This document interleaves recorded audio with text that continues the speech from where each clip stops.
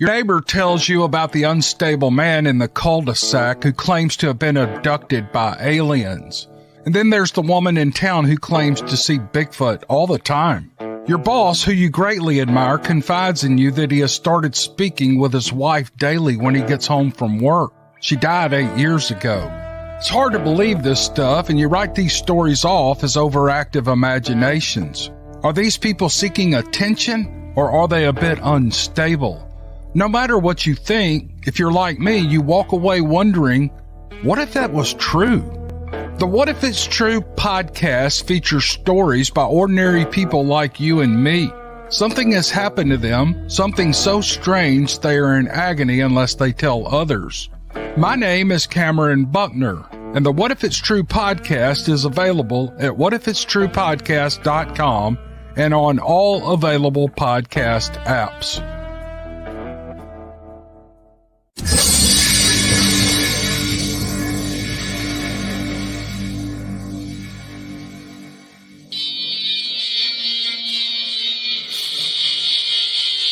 Welcome to Beast TV.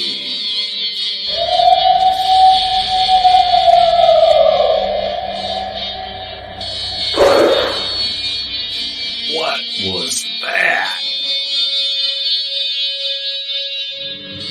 You better get a fresh dip and buckle up.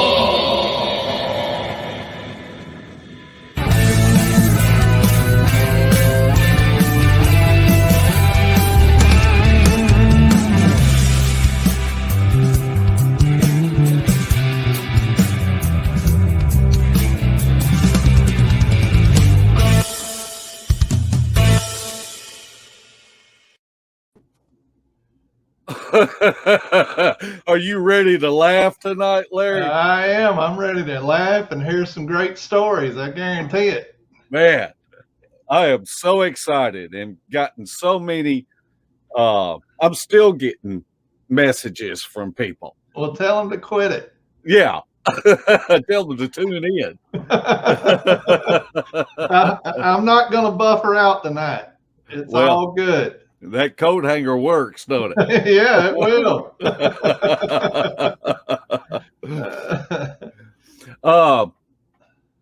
Let's see. I think we should just get this thing started. Yeah, they're not here to see us. Yeah. So I'll tell you, I first saw our guest on Kentucky Field years ago. And you know how you and I have talked about noodling for catfish. And I'm like, ain't no way I'd do that. This man was on TV noodling for turtles. And I'm like, I don't get that. But he kept pulling them out one after another. I know he gets bit occasionally, but not very often, or he wouldn't do it anymore. But we've seen him on Call of the Wild Man on the Animal Planet. He was on there for 4 seasons. Also, he was on an episode of Finding Bigfoot. Whenever he was a youngster, he had a Bigfoot encounter while he was out squirrel hunting. And I'm sure he'll tell us about that. And now you can find him on YouTube and Facebook. But tonight's guest, and he brought along his lovely wife, who goes out with him in the field now and films him and keeps him straight, I think. Keeps him from getting lost, I know that much. But our guest tonight is Turtleman and Turtlegal.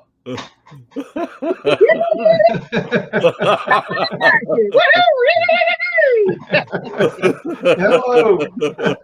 Turtle fans doing out there tonight. Woohoo! I love my turtle fans. I like to keep everybody happy. And I guess we're talking to Larry and Mark, aren't we? Yes, sir. Yes, sir. All right.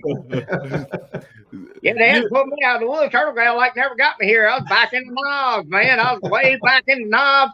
They got these new critters out now, and I'm trying to figure out how to kill them. And these little, well, I think they're eating a little microdot tick, so that's a good thing. But now these things are getting on me, and I can't get no spray strong enough to keep them off of me. They get rough. Yeah, man, I put 2 types of spray on, and it didn't work. I still got oak mite bites on me. Woo! But I'm right about that. Oak mites, they're oak mites, Turtleman. I said, yes, sir, you're right. I don't know what they are, but they don't like spray. They just like syrup to them. I'm telling you, get rid of one critter, get another one. You got you got your hands full, don't you, Turtlegal? You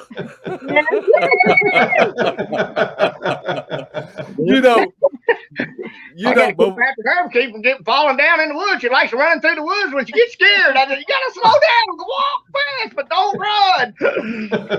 Man, trip over a barbed wire, whap, woo, trip in a hole, bam.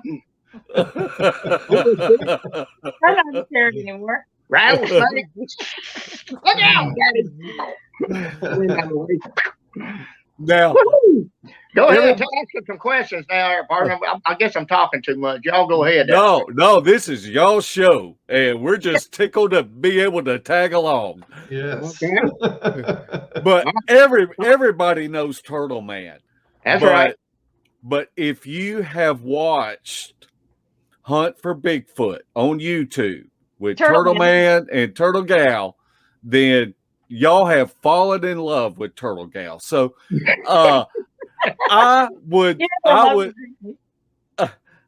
we would like to give you this opportunity, Turtlegal, just to tell us a little bit about yourself, what you would like to share with us. Okay. Well, originally, I guess I'm from southern Louisiana. And I love the swamp. I love being outside. I've always been an outdoorsy kind of person and love this guy.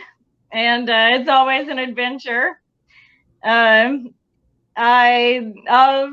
guess I've always been a photographer and an artist. And I get her plenty of photography, believe me.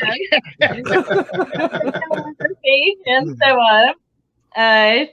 I'll do a little plug. I'm going to start selling my artwork over at Harpoon Harry's restaurant in Pigeon Forge, Tennessee. So I'm excited about that. So anyway, I don't know what there is to say. I love being outside. I love being with this man, and we love God and we love people, and that's about it. I guess so. Well, tell them about what happened there. Everybody says prayer. Turtleman was thinking about everybody during the hurricane down in Louisiana. Tell them about your people down there. You got most definitely friends and stuff and family. All of my friends and family and all that are still in Louisiana, and I know that's not the only place that got hit by the hurricane, but we have prayed and prayed and prayed, and we love y'all. And we got fans in Louisiana too, so we've been praying for everybody in the whole nation, and the whole nation, and everybody, the bombings and the COVID-19 stuff, and we've been praying, and hopefully it comes to a head and Jesus gets it out of here. Yep. Yes, sir. Yes, sir. Now, we pray for everybody. Now, Turtleman, you had your first Bigfoot experience at what, 9 years old? 9 years old. I was out squirrel hunting. Yes, sir. At 6 o'clock that morning. Would you like to tell us about it? Sure will. That's my favorite story, and that's a true story too. And we got up that morning. I did. I couldn't wait. Squirrel season. I've been doing it since I was 7 and 6, and Dad taught me at 6 and how to use a gun and everything. And boy, that morning there at the squirrel season, I done got the fever for it. It was opening morning. And I ran down through the woods. Dad said, "You can go. You're a big man now. You're a big boy. So you go on down there by yourself, and you know where the hickory tree is." So he scouted out that Friday night. And we saw them at night. The squirrels are everywhere. And I said, cuttings knee deep, look like a sawmill been laying on the ground. They just like they cutting every hickory nut in the tree. And I said, wow, we got the spot. I said, I'll be here in the morning. I eased on down in the woods about 6 o'clock that morning. About stayed away all night. You know how you are when you're a little kid, you jumping up, down, can't sleep. But I got down there at 6 o'clock, break of daylight. I'm sitting under a tree, getting my spot ready, got my guns, checking my vest, got my bullets. I'm sitting all backed up against the tree here and against the fence row, and right against the fence row, I had some big hickory nut trees that the squirrels were coming to, and there was a big rose bush there, big old wild rose bushes. We used to grow them for fences and stuff, where the farmers did, and that's what their fence were. It just grew up in wild rose bushes where we lived at over in Washington County, Teak Creek. And then that's in Kentucky. And that morning I eased down there that old hickory tree, and I kept hearing something going, whoa, yeah, whoa. And I said, what the heck is that? A bull? Ain't no bulls in this field. Ain't no cows or nothing. Ain't no horses. And I kept listening, kind of getting nervy there after hearing all that. It's really loud, you know. It sounded like a big ape or something walking through the woods, and it's going, ooh, ooh, ooh. And I sitting there going, what the heck is that? So I'm kind of easing up on my knees now. I done got on my knees there a little bit there, trying to see what it was, looking over them rose bush, and I see these tree limbs shaking and pushing around and shaking around and hearing all these grunts and stuff. I thought, well, somebody must be trying to scare me or something. Well, I'll just scare them right back. I said, hey, I'm over here hunting. Are you squirrel hunting too? Because this is my spot. You might have to move on down the creek. And it just got real dead silent, like, Hurr! I mean, you could hear a pin drop. And I done got nervy then, so I started standing up. I'm getting serious. So I said, okay, somebody really messing with me now, you know. And I said, all right, now, can you ask me, who are you? You know, if you want me to move on, I'll go on down the creek there. We done got a fatal accident. I get really nervous about this. Phone falling over, everything's falling over here. We got technical difficulty already. You can see Bigfoot already. Woohoo! Vibrations right now. Live action. You never know when live action hits you, so you always got to be prepared for it. You got to figure out what you got to do, you know. That's right. I'm thinking on numbers, you know. I got everything timed to the T. I'm teaching her how to do numbers now. I said, when I poke a stick at something and it biting me, trying to eat me up, I'm counting how many seconds it's going to mess up, and when it's going to mess up, and when that second gets down to that millimeter, I grab it live action with my hands. Yeah. Still got all my fingers. Yeah. That's right. I got the toes too. I ain't got bit there yet. We won't show those. Don't tell me. Anyway, I'm sitting there under it. I done stood up under that hickory nut tree, and I'm looking over the fence like, what's going on here? And all of a sudden, there's a big rock comes flying over the fence. Whack, poof, poof. And I said, what the heck? I said, all right now. What's going on here? Y'all making me nervous now. My daddy always taught me now, if somebody trying to scare you, shoot over their head. That'll get rid of them. I said, all right, I'll be safety first, you know. So I'm sitting there again. All of a sudden, the limbs start breaking, trees popping, pow, bam. Tree limbs flying over the fence. I said, okay, this is getting really serious. I said, hey, whoever you are, I'm going to shoot. I said, I mean it. It got real quiet again. I said, that got him. I said, that teached him a lesson. And all of a sudden he goes, whoa! I said, okay, you asked for it. Bam! I shot over its head, whatever it was. And it roared out so loud, like, they did that for like 5 seconds or 10 seconds, however long it took. It felt like a minute to me. I don't even know how it held its breath that long to even scream that loud that long. It must have went at least 1 to 2 minutes. And I'm sitting there, holy hell, I'm done jumping back against the tree now, trying to get another gun, you know, shell in the gun. And I finally get my shell, and I done get the shakes, you know. You know how your nerves get kind of tore up, especially when you get buck fever and you see that big deer coming through the woods. Turtlegal's getting nervous now, grabbing my leg. I don't want to smack the table again and the camera go down. Yeah, okay. All right. Calm down a little bit. There's just a camera. All right, okay. Anyway, I'm sitting there going, all right now, whatever it is, it goes, rah! It starts breaking trees, I can hear it crashing through the woods, stomping through the woods, and I start seeing this big, hairy figure. Man, it's standing up there about 9 to 10 foot tall. I mean big. And it's real wide, too. And I said, that ain't no bull coming at me. I don't know what that is, but it's on 2 legs. Woo! So I jumped back, man. I said, I'm going to shoot again. And this time I'm going to shoot at your kneecaps. And it's sitting there going, roar! I said, bam! I shot through those briars. And it screamed out again so loud, it knocked me down. The voice was so loud, it knocked me down to the ground. I dropped my gun. That's how loud it was. So I done really got the shakes now because I'm a little 9-year-old boy. I'm not used to being by myself. This is my first time hunting by myself, you know. And this thing screaming like, wow! And it's screaming louder than that. I mean, 10 times louder than I can do it. Oh, yeah. And you're hearing it live action.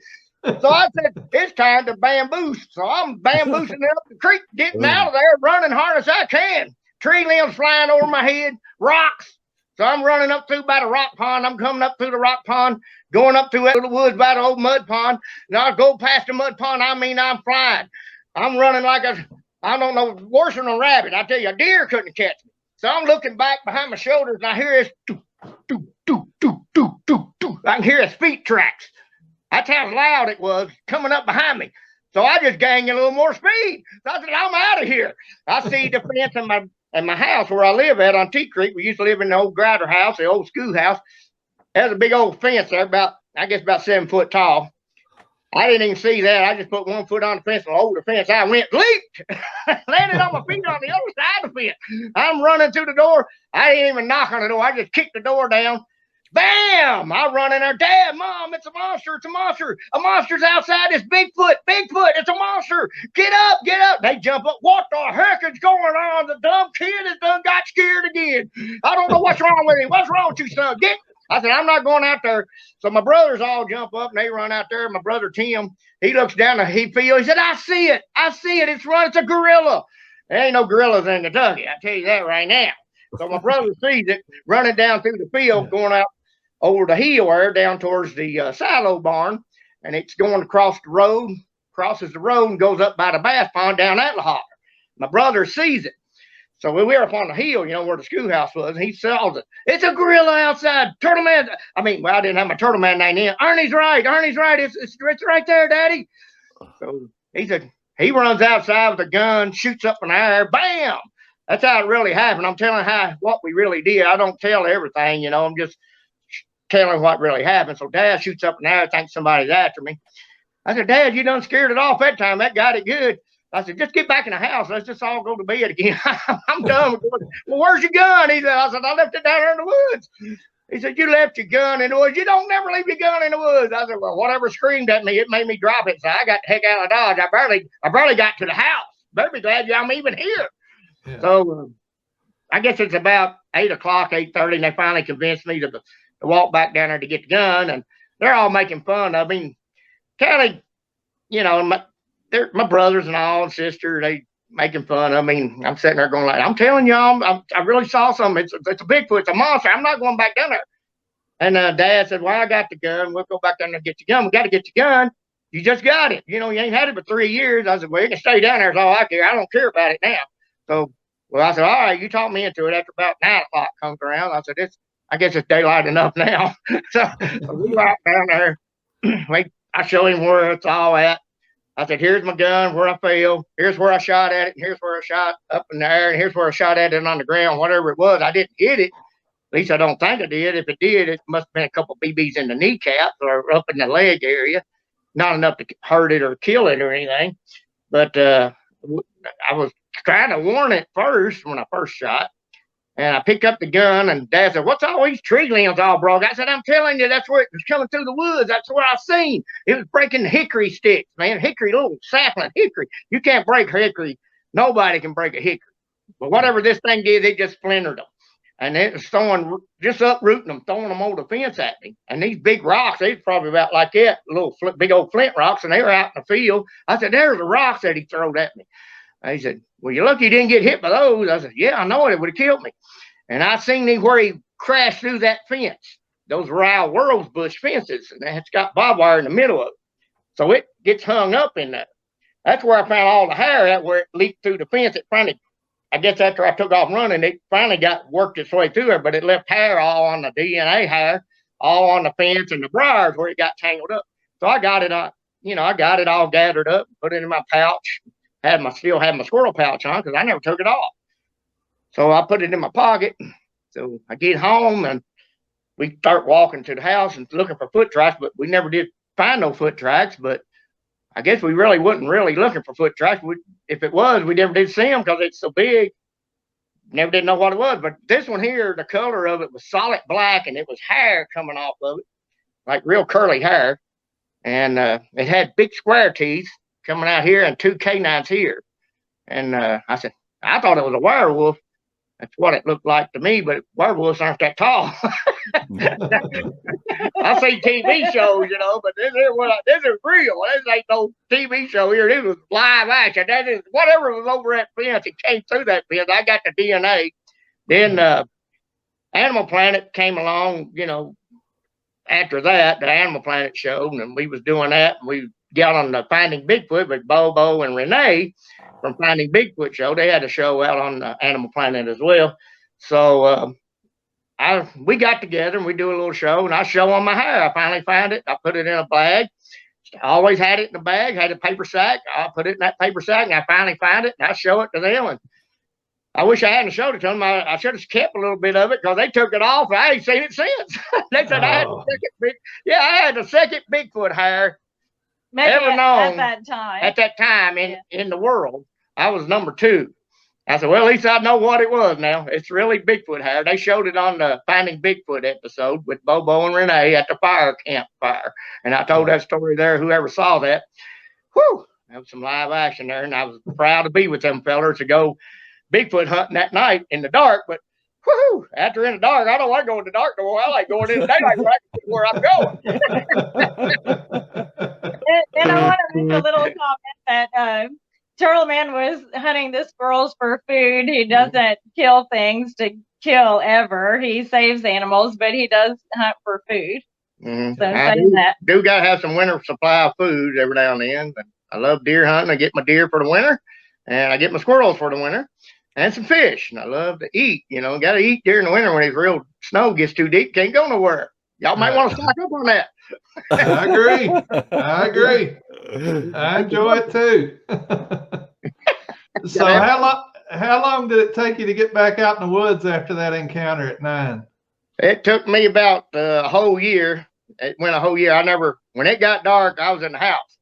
Yeah. When I got off the bus from going to school, I ran to the house. I didn't walk to the house. I ran. And that's as far as I went. It was too close to dark. 5 o'clock, it's dark. When that time goes back, And I didn't go to the house for a whole year. And finally, Easter rolled around. And my daddy spoke up because they always hollered at me, even kind of whooped me with a belt to go outside and get wood for the fire at night. I said, Daddy, you can beat me and kill me because I'm not going out in that dark. If you want to walk out there with me, we'll go out there and you shine the light, but you're going to hold the shotgun while we're there. I'll get all the wood you want, but you're going to hold the shotgun. That's how scared I was. And I slept with Mom and Daddy for a whole year now. That's how scared I was.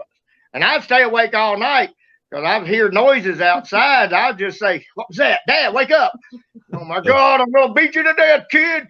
Get up at 4 o'clock, go to G&E. Go to sleep. You know how parents are, Well, back then, we old timers, man, we believed in getting up at 6 o'clock, work till dark. But when 10 o'clock came, you go to bed, you eat, go to bed, do your chores. That was the way it was. Kids got it lucky nowadays. You don't want to pack in the wood. That's true. You had to drain that water up. You had to go to a spring, fill up with water. Luckily, we had a well at the old schoolhouse. Luckily, but we still had to have a rope and go down in the well, pull the rope up, fill up the tub, take a bath, dump that water back out. Then had to go get the clothes. But we had to dip that up, fill up the washer and wash the clothes. And then you had to fill up another tub to rinse the clothes. Then finally, Mommy had a wringer on there. And she'd wring the clothes out and say, well, we're done. We'll go outside and hang them up on the line. It'll be dry by morning.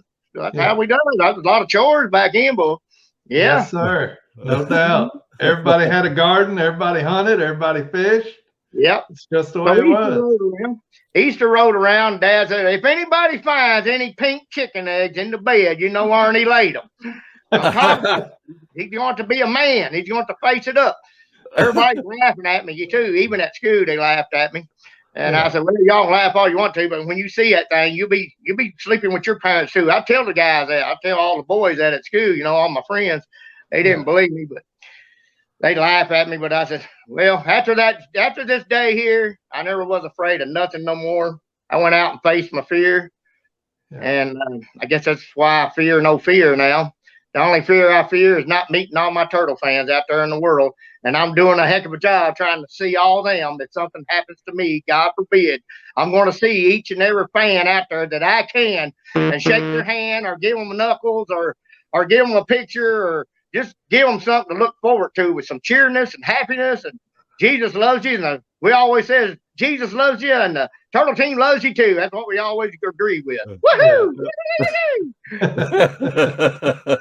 I ain't afraid of nothing no more. Now, go ahead, Larry. Did anybody ever confide in you that they'd seen anything around there during that time? You know, you said most people made fun of you, but surely somebody else would come to you and say, I've seen it too, or my grandfather told me stories or whatever. But nobody ever confronted me on that. Nobody ever, they thought I was a nut, you know, a crazy kid in the woods. And I was hunting turtles. People even drive by the road and they said, oh, never mind. That's just that turtle boy, you know, that's that brown turtle boy there. He's just out there catching turtles. You know, he's all right. Yeah. What I didn't know is that Dad kept a secret on me, and my mom finally told me a secret probably about 3 years ago. And I think we was dating at the time. I don't know if Turtlegal remembers that or not, but yeah, I do. And anyway, my mom told me, said, your daddy seen that creature that you saw. I said, he did. And he goes, yes. I said, well, where did he see it at? Why didn't he tell me? He said he didn't want to scare you again because you just started getting brave again, where you're getting fearless, and you just now started hunting again by yourself. And I said, yeah, I did. And well, what did he see, Mama? He said he walked over to the bass pond. And I said, yeah. And he said he walked down that hill over where you go over the hill and you start down that little draw there to get to the pond. And he goes, I said, yeah. He said he saw something over there getting a drink of water sitting on the bank. So he was easing up to it, you know, like, what the heck? Somebody over fishing or something? He thought somebody was sitting down. And he said, if he is, I don't know why he's sitting down in a hot fur coat and it's 90 degrees. So he was getting a drink of water, pulling it up to his mouth. And Dad got real close and he finally saw what it really, really was. It finally started standing up. And it was that black, hairy, gorilla looking thing that that's what my mama told me. He said he admitted it, but he didn't want to scare you with it. So he told my mom to keep it a secret and don't tell him. He said, I pulled out my pistol to shoot at it. Then he got to saying, well, this thing's too mean and too big for a pistol to hurt it. So he slipped the pistol back and he got on his hands and knees and he crawled through the high weeds to get back to the house. So he come crawling back to the house and knocked on the mom's door and said, Mom, that's something. The kid's right. It's something over in the woods. Yeah. Well, that's what my mom told me from the bass pond that day, that he saw that critter I seen. It was like 9.5 to 10 foot tall and real black and hairy. Yeah. He thought it was a caveman, he said. Biggest caveman he ever saw. And that's what my mom told me. Yeah. Well, that had to make you feel good to know that your father at least saw it. Yes, sir. I was like, I knew it. I knew somebody had to see that. I knew it. And my brother saw it too. He always said, he ain't lying. Ernie ain't lying. He'd always take up for me. I saw it running across the field. It looked like a big gorilla. Yeah. And then in 94, Squirrel Brady saw it, and it scared him real bad. And Squirrel Brady told me a story that he was driving down the road, and it jumped across the road. All he saw was the legs go across the road, and it stopped at the edge of the road and looked right through the windshield at them. They slam on the brakes, and it just takes a leap into a biker patch and runs up through the field. Man, that's what his story was. And he went back that evening after he got back from work, and he walked up that bank and through the biker patch, and there was these big tracks bigger than his were. He said they was at least 28 inches long and real about at least a foot wide, 1.5 feet wide. He said big toes on the end of it. He said it was it. He said, Ernie, it was it, Ernie. Oh, partner, it was it. That's the way he would talk, you know. Yeah, he was hillbilly, boy. I've got the tracks. I love that guy. Yeah, we can show you the tracks. What we seen on our show here. Here's a big track right here, if you can see it. Yeah. If y'all recognize this from episode, I don't know, 3 I think or it's 3, something. I think. Yeah. This is a teenager. Yeah. I'm trying to get it to where you can see it. There you go. This is actually analyzed by my friend. He's an archaeologist in West Virginia, and they collect dinosaurs. So we took the copy of it up there, the pastry of it. The plaster of Paris. This is Mama. This is the mama Bigfoot. Now this is maybe what I seen. Yeah. But now these things 1,000 yards away. And look at the stick that's in it. Yeah, even got caught between its toes there. Check that out. Yeah. That's live action right here. Yeah. What? Other steel money ain't letting the steel out. Get it on up there where they can see that. Yeah. Move in on that. That's cool. Yeah. Can This has been DNA'd and tested. It actually has the everything configuration of a track that my archaeology friend Ray Garton and then Mary Ellen Garton from West Virginia, they got a museum and everything, and they said that's the biggest track they've ever seen. They've seen some big ones, but that mare must be grown up adult. I said, well, that one ain't an adult. It's just a teenager. It's only about 6.5 to 7 feet tall. It might be about 7.5 feet tall now. By now, yeah. By now, it's been almost a year ago since we got those. Probably has it been? Yeah, it's been a year ago. It seems forever. Going on 2 years. I guess. Yeah, it's been actually, what's the date? September? Let's see, it'd be June, it'd be July, August. 1 year and 4 months. That's what old it is. 1 year and 4 months. Yes, sir. Now, y'all's first episode, you start off by telling the story. You come back from squirrel hunting and you saw the mama and the juvenile. Do you mind sharing that story? Yeah, I was actually hiking that morning. I said, well, I'm going to go out. I always get up about, 6:30 every morning, and I take off, Never did they like getting up at 6. I hate getting up at 6, but 6:30, I'm up and running, and I take off. Sometimes I'm with them. Yeah, so I'll take off, and I'm hiking, and I'm going up through the woods. I'm probably about, 6-7 miles away, and I'm walking through the woods. I get to my spot, and I want to just hike around because I got to get back for church by at least by 10, because I got to be at church at 11 because they all want to go to church. So I said, nothing wrong with that. I'll pick you up, Turtlegal, and we done had it planned out before I left, and I'll pick up Turtleman too, and I'll get in, and same routine every time, every Sunday. So anyway, I'm out here hiking, and I hear this here loud noise like, oh, I said, what the heck is that? And it sounded like a wounded goose, and I said, what is that wounded goose? I said, I'm gonna go check it. I've heard that before. And she's heard this. Really loud. Yeah. When I got her in on this, I said, now listen for a wounded goose.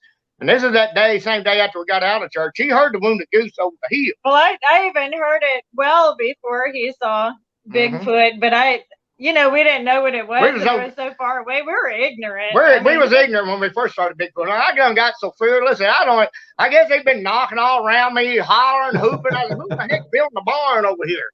Ain't nobody building no barns over here. They beat all the way around me and holler and hoop. I said, all right, they're scaring off my deer, whoever it is. I said, man, I can't have no luck. People always walking through the woods. So I said, dang it. That's how ignorant we was. Didn't know what there was. So this morning here, I said, we'll find out what that noise is. Then I hear these knocks and trees shaking. I'm easing on up through the woods. And I said, it must be a buck fighting another buck or something. I said, that's got to be what it is. Then I sound like a dead wounded goose. Like, dead one. Yeah, is it dying or what? I said, I got to help this thing. So I'm easing up through the woods looking for a wounded goose. It's done doing it like over and over and over and over and over. I mean, it's done it like 50 times. And I'm sitting there going like, well, it's going to have to quit. So it must be in agony or something. I said, it's got to be wounded. And I get up there and a deer runs by me, a doe deer, just flying by me, nearly knocked me down, didn't even see me. I just jumped out of the way, and kind of made my heart flutter there a little bit. I said, just a deer. I said, that ain't nothing. So I'm following the deer. I said, I'll just see if she was hurt. And maybe that's what I heard. So I'm easing down through her, following the deer, and all of a sudden behind me, I said, good Lord, my hair stood up being like, eek. So I'm turning around. I'm sneaking back up through that woods again. And all of a sudden I see this tree shaking, this little bush, about a little sugar tree, but it's so big, about big as my hand, big as my arm. And it's shaking it like that, boy. But doing that wounded goose crawl. I said, what is that? So there's a big beech tree sitting right down below me. So I said, that's episode 1 probably. So I said, I'm sneaking up through there to see if I can get behind that tree. So I'm getting up there behind that beech tree to get a closer look. And it's only like 50 yards from me to 48 yards, maybe 40 yards. I'm at the bottom of the hill. It's at the top of the hill. And it hasn't seen me yet. And all of a sudden, I hear this, and I hear a, ooh, ooh, ooh, ooh, ooh, ooh. I said, okay, something up on the hill. I said, what is that? And I see it, big silver-looking thing sitting up on the hill, up on top. It's still doing a wild goose call. I said, okay, I see it. It's a Bigfoot. Oh my gosh, it's silver. And this thing here was big. I'm talking about 9 foot tall, huge, big wide shoulders, big creature. So I'm sitting there looking around, and I said, what's it doing? Is it trying to scare me away or what? It don't act like it sees me. And I'm sitting there looking, I'm starting to get my warning lights starting to come on now. Like,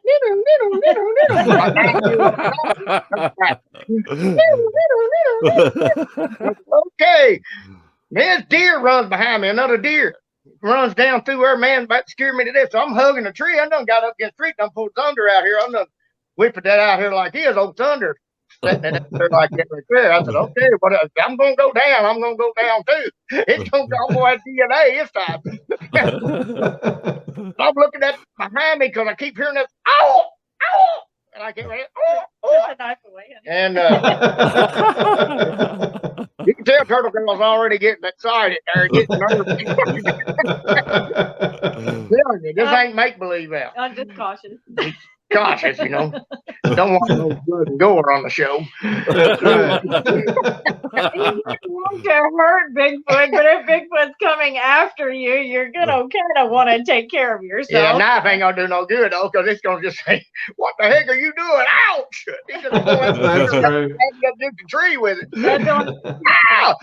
That'd be like a toothpick to him. But I said, well, at least he pins me to a tree with my own knife. At least I got DNA when they find me. This show is called Turtleman's Hunt for Bigfoot, but it's not hunting like, like we're going to kill it or shoot it. That's right. It's like we go fossil hunting. We're looking arrowhead for hunting fossils. too. Yeah, We go arrowhead hunting. So we're just looking. We're on its trail. We're not hunting to kill. Never ever want to harm anything. We love them. They understand. Yeah. But anyway, I'm finishing the story up here. I don't know whether y'all going to hear all about it. This thing, whatever it was, the second Bigfoot runs right across in front of me. It wasn't but about 20, maybe 28 yards right in front of me. I'm standing at the tree, and it comes down the hill, comes across in front of me. I'm standing right here. It comes across, like, here it is. I'm standing here. I don't know how to do it. It's big. Can't get to the left and right here. Just don't worry about the screen. Anyway, I'm standing here. This thing is coming down the hill. And it's meeting me right here, passes me up, goes up the hill. Man, at 28 yards, my warning light really starts blinking. Holy crap, it's a Bigfoot. I'm not lying to you. Man, it freaked me out. It was a teenager. It went about probably 6.5 to 7 feet tall, but real muscular. 6. And I mean, it's a little taller than me. I'm 6, but it's still a little head taller than I am, but real muscular, real wide, got a black, brownish, reddish, mink-looking fur, real slick and shiny. It runs right across in front of me at 28 yards. Nobody's going to say it was what it is. If you see it that close, you're going to call what it is. If you see an elephant that close in the woods, you're going to call it an elephant. If it's a bear, you're going to call it a bear. If it's a rhino, you're going to call it a rhino. If it's a lion, it's a lion. Okay. It's a tiger, it's a tiger. I'm not like my turtle mom said. I saw a bear. We all laughed at it. I said, how close was you? Well, it was right there. What would you call it? I said, I call that a bear too, Mom. It was that close. She saw a bear at 10 yards. Man. Yeah, we laughed at her, but she said, well, what would you call it? Well, if it's 10 yards, that'd be a bear. She saw a bear. So I saw 2 Bigfoots. It runs up on top of the hill where the mama is. I guess it was a mama. Looked like a mama. Okay, Turtle Girl. She's watching me here. I get excited. These things make you excited. I'm telling you. I don't know if y'all had Bigfoot experience or not, but if you see a Bigfoot, you'll get excited. I promise you. You can't help it. It's in your DNA to be scared. Gets excited. I'm not scared. I'm just nervous. So I'm just telling y'all how it is. You'll get, you can see I just keep grabbing my coontail right here. Nervous. But anyway, it gets up on top of the hill, the little one does. It hits it right in the head, the big mama, the silver one. Bam! Hits it right in the head. Like, oh, it grabs its head and goes down to its knees. She smites him again. He's you can hear him whimpering up her. I mean, like he's hurt. She's whooping him. She's probably telling him, there's a human down there. I've been hollering for you for an hour, and now you just now getting here. There's a human down there. You see him now? She whips him in the butt. They run over the hill. When they went over the hill, I take off running. I jump in the truck and get home. I run up there and tell her, get ready. Get the camera. We ain't going to church. We're going after Bigfoot. Get the film. I seen it. I saw it. She said, what the heck are you talking about? We'll get it after we go to church. I said, we ain't going to church. That's just to go get the thing now. Get the camera. Well, whew, y'all seen that on the show. I ain't acting. Yes, sir. In my opinion, if we put God first, everything falls into place after that. Well, we went on to church, but after church, I said, God, please protect us. Because I've done my warning lights done on again. Take off and making the show. I said, we're going to go film it. Turtlegal, did you hear that goose call or not? That we went that day and we heard knocks in the woods right over the hill. And she was getting nervous this time. Well, my first knock scared me because then that's when I said, okay, this is this is like gonna be real. I said, oh no, you're not running now. That one knock ain't enough. I said, that ain't enough. We're gonna go over the hill where I seen them. So we finally get to the spot where I seen them, and there's this tree just bark peeled off of it, tracks where they've been watered out, where they've been branching the weeds, where she's trying to get that one's attention. I show her where all the tracks come through the weeds and the grass and run up that hill. Man, we walk over the hill and we find them tracks. Now, then the knocks really get going in. I mean, we hearing 3 knocks, 4 knocks over here, 2 over here, 1 over here. Well, tell them about that, Turtlegal. Tell them about the knocks. Yeah, I mean, at the very beginning, I probably got, what's that disorder when you hear all these bangs and knocks and you're like, they were loud, and then when you start smelling Bigfoot, and he has to be right there, but you don't see him, and I don't understand. She sees this ghost-looking thing standing there like a big shadow. She said, what's that? I said, I don't know what that is. It kind of looked like a shadow, but then that's when we started smelling it. But then we start talking, looking at each other. Then we look back with the camera. It's gone. Yeah. I said that was it. That's where it was. But they're so close to you, but you don't see them. It's just amazing. Yeah. And I mean, it is true. We were very ignorant going into this because we heard knocks, and I heard that goose call 1 or 2 times before. I've heard all kinds of things before, but we never knew what it was. They're probably like, they're idiots. they don't want it. We're like, what the heck is that? And just tell them about the first time. We was dating. I was showing her how to track and stay out in the woods and deer hunt, how long I stay. I said, when we're out here hunting, I said, here's what I do. So we hear all this weird sounds like a fluky goose. He goes, what's that? I said, just a goose. then we hear all these coyotes hollering. What's that? I said, just a bunch of coyotes. That's all right. Then this one coyote, it don't sound like that. It's like, she said, what was that? I said, I guess it's a male coyote. Like no coyote to me. Then we hear something like,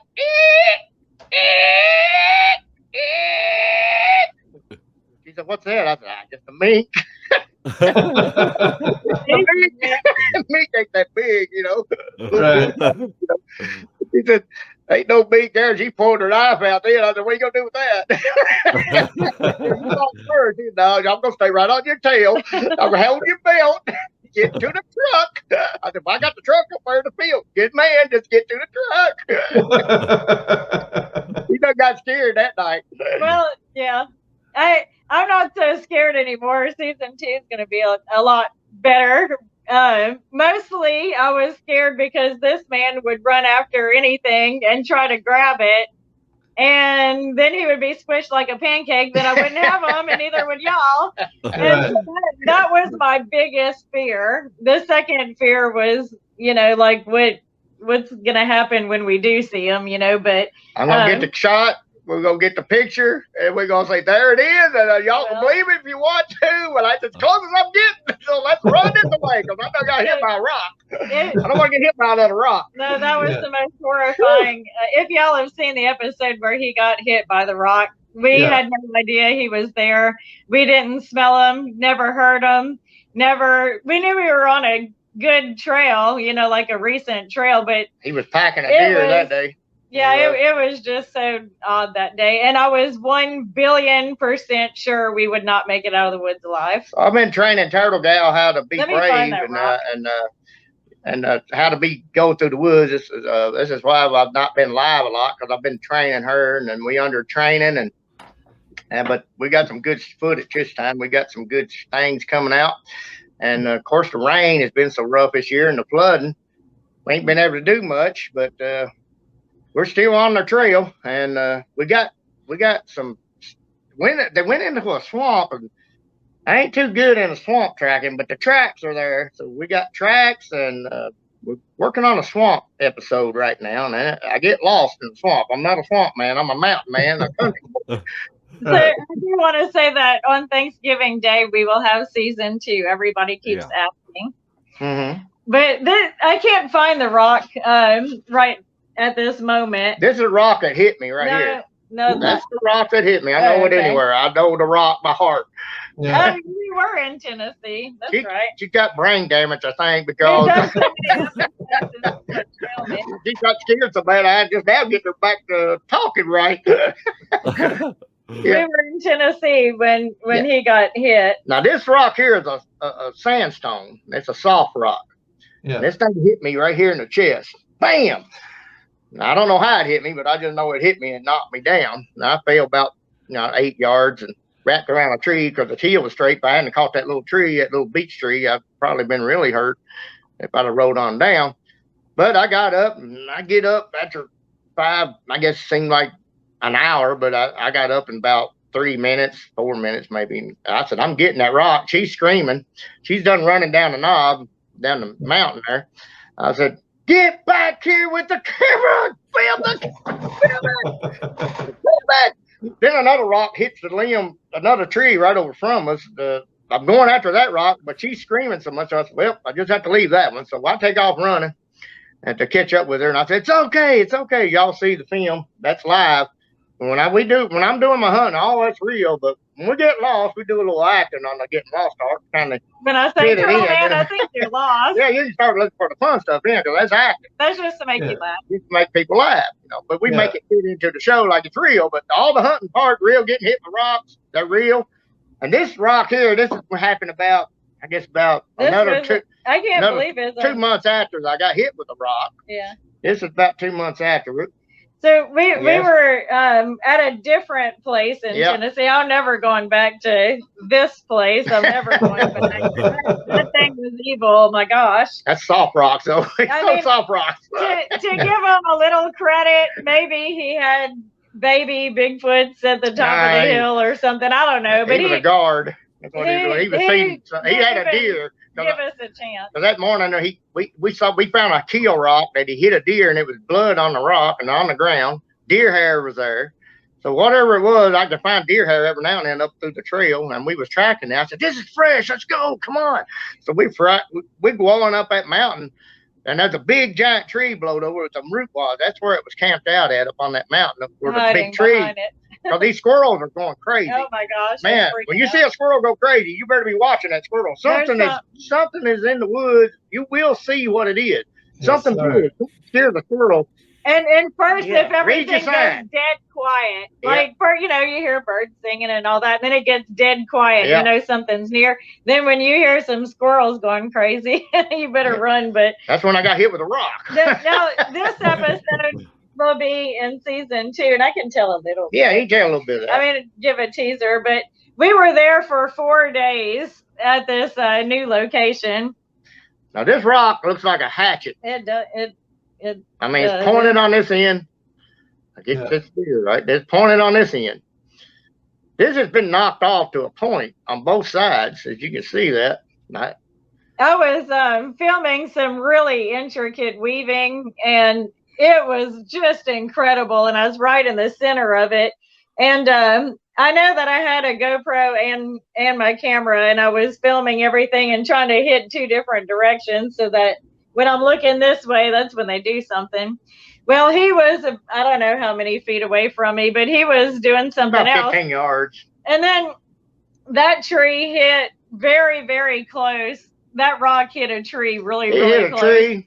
From really far away, and we have them on mean, film. If this here would have hit you, this flint rock here, and it's shaped way it's shaped, anywhere it would have hit you, it would have cut you, broke a bone, or bashed your head in, or stuck through your skull, or stuck through your chest, because it's pointed on both ends. And it looks like to me it's been napped off that way for that purpose. And this thing would actually kill you. This is a kill rock right here. Well, he had deadly accurate aim, and he was pretty darn far away. Yeah, the tree was only 8 feet from me, and bam! I mean, it hit that tree. It sounded like a shotgun going off. It knocked the bark off the tree. And man, she said, "Okay, we're leaving now. Right now. We're leaving right now." Man. And so yeah, that's going to be an interesting episode, because they had a lot of sticks, a lot of weaving, a lot of all kinds of stuff. Yeah. And we've been up in that territory 4 times, and it was getting better and better all 4 times. We kept finding weaving. We even found a totem pole. I can't wait to show y'all that on film. Well, that's what we call it. Yeah, that's what I call it. Yeah. I mean, it's ripped up. These limbs didn't get all the way up that up that tree the way it was. It was wrapped around the tree. It looks like a totem pole. And I actually seen it running. We was coming down the woods on the side of the hill, and I look up, and there it was behind a log. I see its face. So I take off running. I grab the camera and take off after us, but I'm going to get this. This is, of course, he's still trying to tell me, you need to calm down. Don't chase it. I said, I'm not going to chase it. I'm just going to chase it enough to get it on film. So I grab the camera and take off running after it. It's running straight up a mountain now. At 20 yards ahead of me, I'm catching up to it, but I still got to stop, take a break, and aim the camera. And it had a white streak right on its back, right above its butt. Like a skunk. Like a skunk. But just like a little white strip. We call him Stripes. And he finally gets mad and throws that rock. And whoa! Well, you can actually get it on film. At least I thought I did. So, okay, I got you on film now. So I'm running back down the knob, catch up to her. She's screaming. So I'm running back down the knob. So let's get to the truck. So we're heading to the truck, because we don't know what that scream meant. He might have been calling for backup or something. So we're running through the truck. So we get in the truck. Did you get it? I said, get the camera out there. Let's drive off. Let's get down to the, let's just get on the road, and you find it. He said, guess what? We're riding down the road, and she said, guess what? I said, what? You didn't get it. I said, what do you mean I didn't get it? I had the camera on. I switched the button on. You switched the button off. It was already on. Oh. But I was hard to live with that night. I was mad that night. Yeah, he was pretty mad. But on that episode, it's in the future. You can see him, and I'll try to do something with the footage where you can see him bobbing up behind a log that had fallen, and he goes back down again. Now in episode 5, you see I'm still teenager. Mad. Our fans are the ones that told us. I never knew that I had him on film at that point, but episode 5, you can see teenager at least once or twice popping his head up behind a log that fell. That was called a chase. So if you're on a large screen TV and you go slowly through the footage, you can see him pop his head up and then back down. And I guess I should have had the exact minutes and seconds on that, but I didn't even think about it until now. But I want to thank all my fans for watching the show and pointing that out to us. The camera, even though you don't get nothing on film yourself, if you go through the woods with the camera and you get other people watching it, they see stuff that you don't see. That's how we got it on film. And on the episode of The Rock where he got hit in the chest, you can actually see part of his shoulder. And if I remember correctly, just a smidget of his face and then part of his shoulder behind a tree. Had no idea he was that close to us. I don't know how he hid. I don't know how you didn't hear leaves crunching, because that's all you heard under my feet were leaves crunching. How do they tiptoe? How do they do it, They running off before we get to them is what it is. That's why we can't hear them, because they always stay like 50 yards ahead of you all the time. When we walk, they walk, and when we're still, they're still, and Yeah. But let's see. Y'all have some questions, and I might show you some more stuff. I want to thank my turtle fans out there for pointing them. Yeah. It was, interesting shots that we had that didn't know we had. So Of course. I want to thank y'all. Y'all thank you, man. Yeah. I Look couldn't on do it all without of you. them. Look on all the episodes. When you go hunt Yeah. with me with live action, I take my turtle fans with me. They're my eyes. They're my strength, and I'm doing it for them.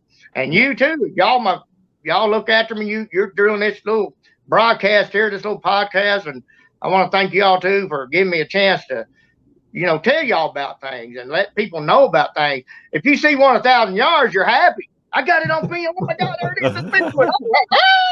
Yeah, that's right. But when this thing gets about 50 yards to you, 40 yards, 10 yards, running you, throwing rocks at you, no, you're a different story then. You're running through the woods, trying to get away. Tell them how many times you fell down, honey. Tell them. I don't know, honey, but I want to say that now with our Bigfoot, we've been working with them, and so we're taking the slow approach, wanting them to come to us and taking it easy and this and that, and we're gifting them, they're gifting us, and let me get that one rock. That very, very, very first day when we went looking, that the first day he saw them and we filmed episode 1.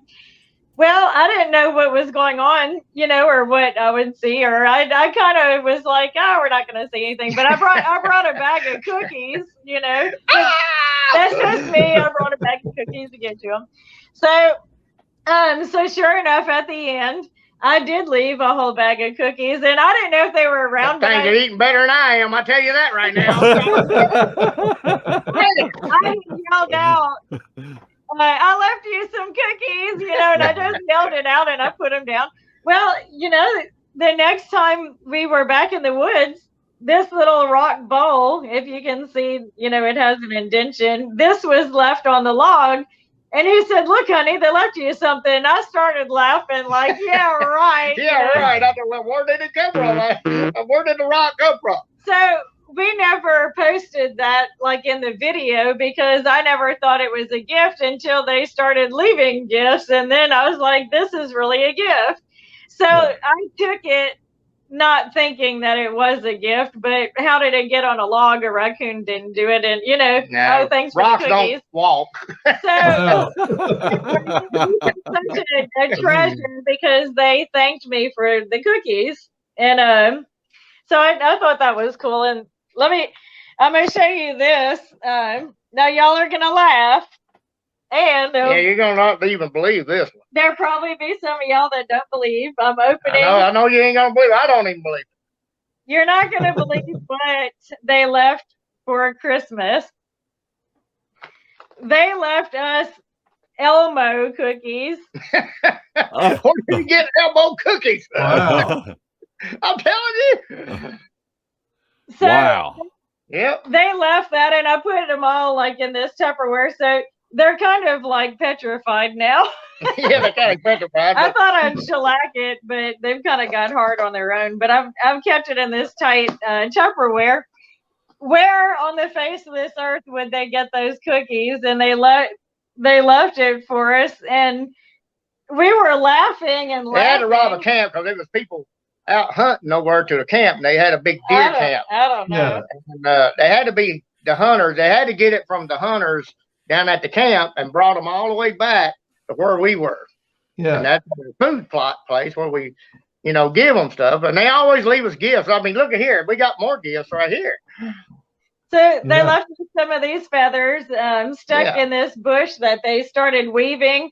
And every time we go, the bush gets bigger and bigger and bigger with weaving going on. And they had left these feathers in it. And this was another time. This is a crow feather, and these are 2 turkey feathers. Yep. They are, and they left them in the tree where they've been weaving. So we've been giving them food. Don't give them cucumbers.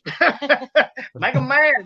That cucumber sat there for about a week, and finally it took a club and just smashed it and stuck the club right into the cucumber. Just left it there. Yeah, don't feed them cucumbers. They don't like those things for sure. Another thing they left us was like this little fossil. Yeah, it's a brachypod. I'm trying to. So it's a little petrified clam, 3 million years old. I call it beginning of time creatures is what I call it. It's pretty cool. They left us this rock, and it's like, I don't know if an Indian used it or not. I mean, it kind of sets up like that. Looks like triangle way or something. But yeah.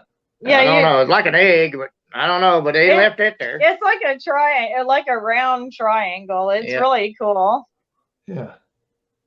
So I just thought that was like a neat gift. I got to show you this. This is just awesome. Now this, they left in a... I left them some Fig Newton cookies this time. I mean, they really got right with these Fig Newtons. They must taste like the wild stuff.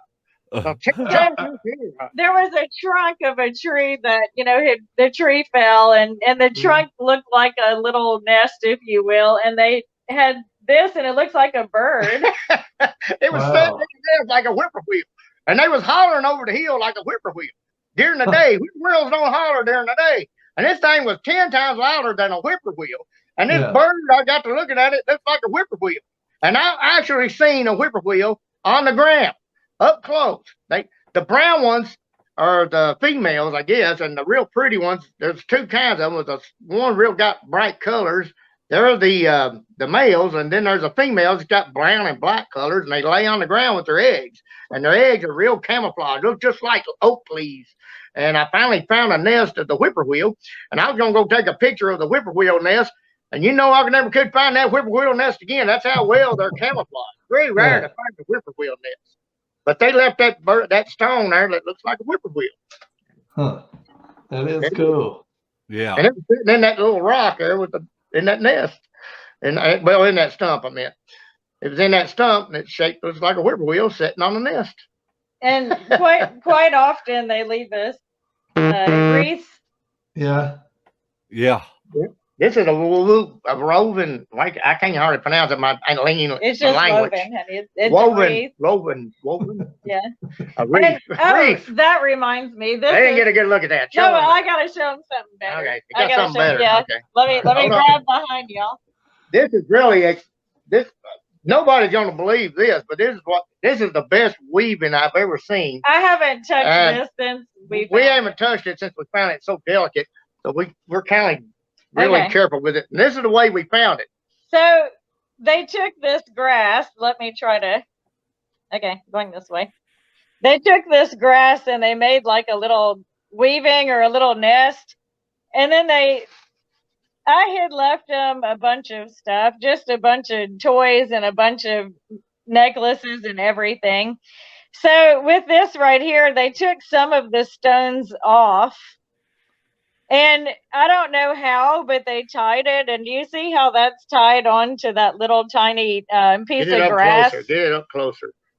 You see how it's tied onto that little piece of grass? Yeah.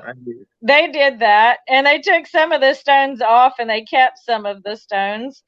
And they actually tied in this cross right here. I can't find the cross. It's in there. Well, it's right here hanging. Down. It's hanging, but the cross is like in here somewhere. They got it weaved in there so good. It's just like embedded in there. It's wrapped around here, Here it is. Can y'all see the cross? Uh-huh. Yeah. So I just thought that was really, really That's cool. the best weaving thing we've got gifted so far. We got other things too that's really nice. And one thing that I thought was, but they eat me out of house and home. I want to eat those bananas. Sorry, these are for Daddy. One thing that I thought was pretty cool was on one of the episodes where we found the big snails and a lot of arrowheads and stuff. I had made some crosses and left them under that overhang and prayed over the Indian spirits from a long time ago, because with God, there's no time. And so I prayed prayers for the Native Americans. And so that, hoping that God could take those prayers and bring them back however long ago. So I made those little crosses, put it in the ground.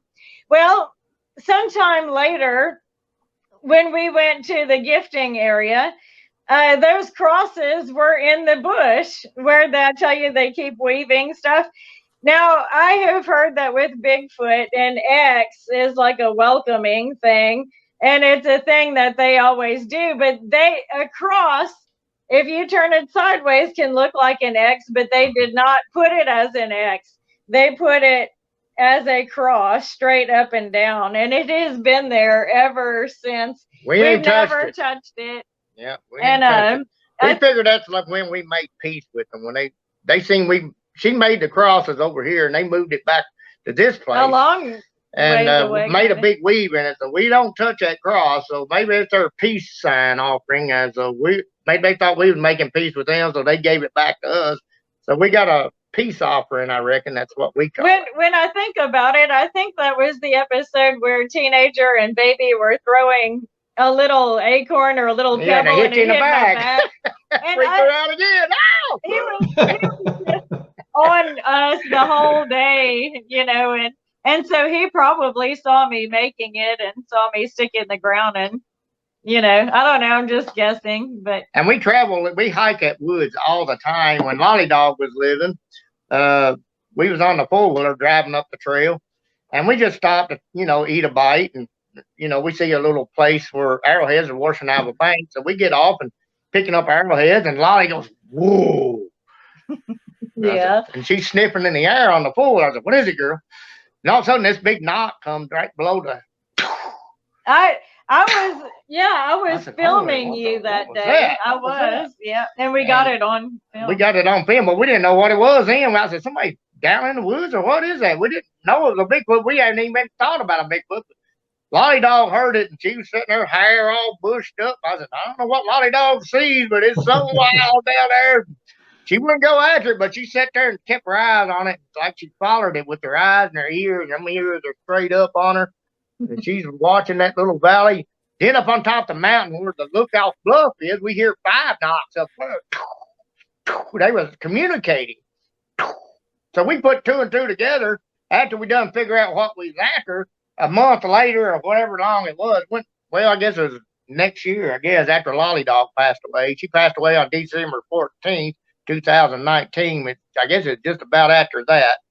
And that's when we started putting 2 and 2 together. When we heard them knocks, we thought it was somebody hunting or something, but we think it was the Bigfoots communicating. And that's the only thing we can figure out. And that's why Lolly Dog was barking. Yeah. This is the place where we get all our activities at, and all our weavings and gifts, and we feed them, they give us a gift. So, I don't know what else to say. Y'all got any questions? I've got it.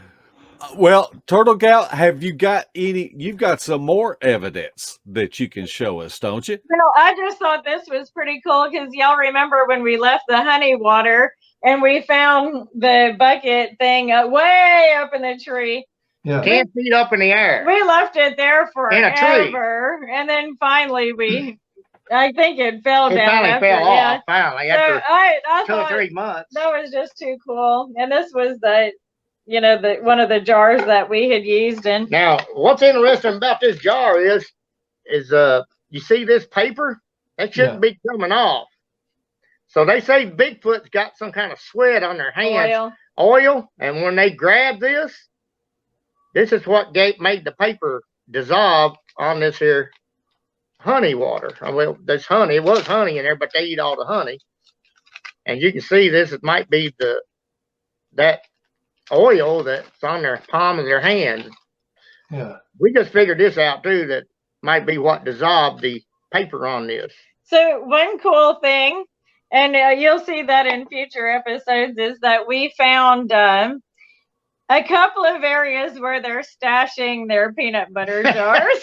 And again, here we go again. Here's that there where they grab it with their hands and hold on to it, like this.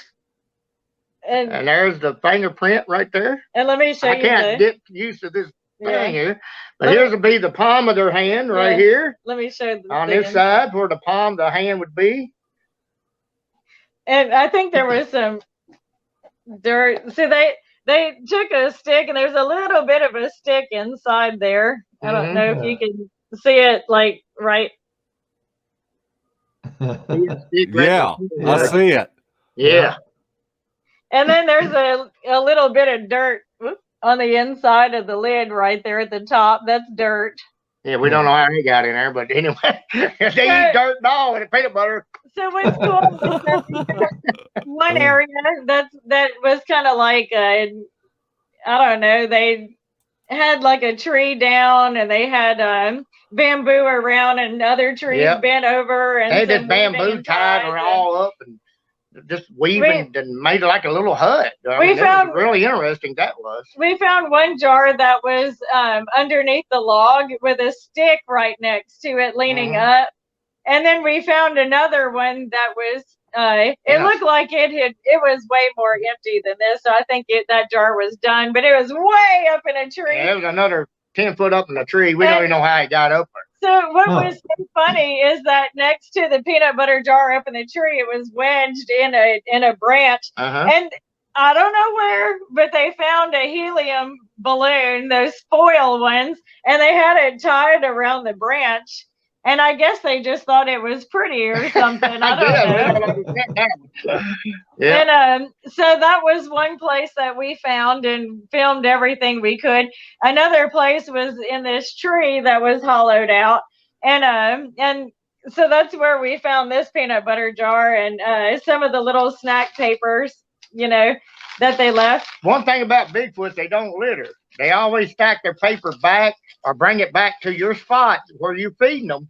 And they'll put that paper in a tree or in a holler log, but they'll make sure you see it where you can pick it up to show that they were there. Yeah. Yeah, if you understand that. Well, I've heard of them bringing out where people dump their trash from camping and stuff, and they'll bring it out if they're friendly with you, thinking that you'll take it out of the woods for them. So yeah.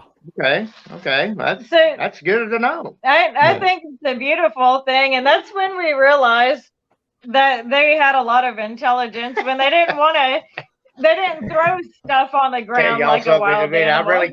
I really freaked. Turtle Girl got freaked out one day. I'm telling you about the reef. Now one reef that she reefed them and put it on their gifting area. That was the first time they left me a wreath, and so I made them a wreath back. She freaks out. Now, so I wondered if I had made the wreath as a yes to a marriage proposal and said yes back and gave the wreath. I was freaking out. This is the time that we heard the rooster crowing.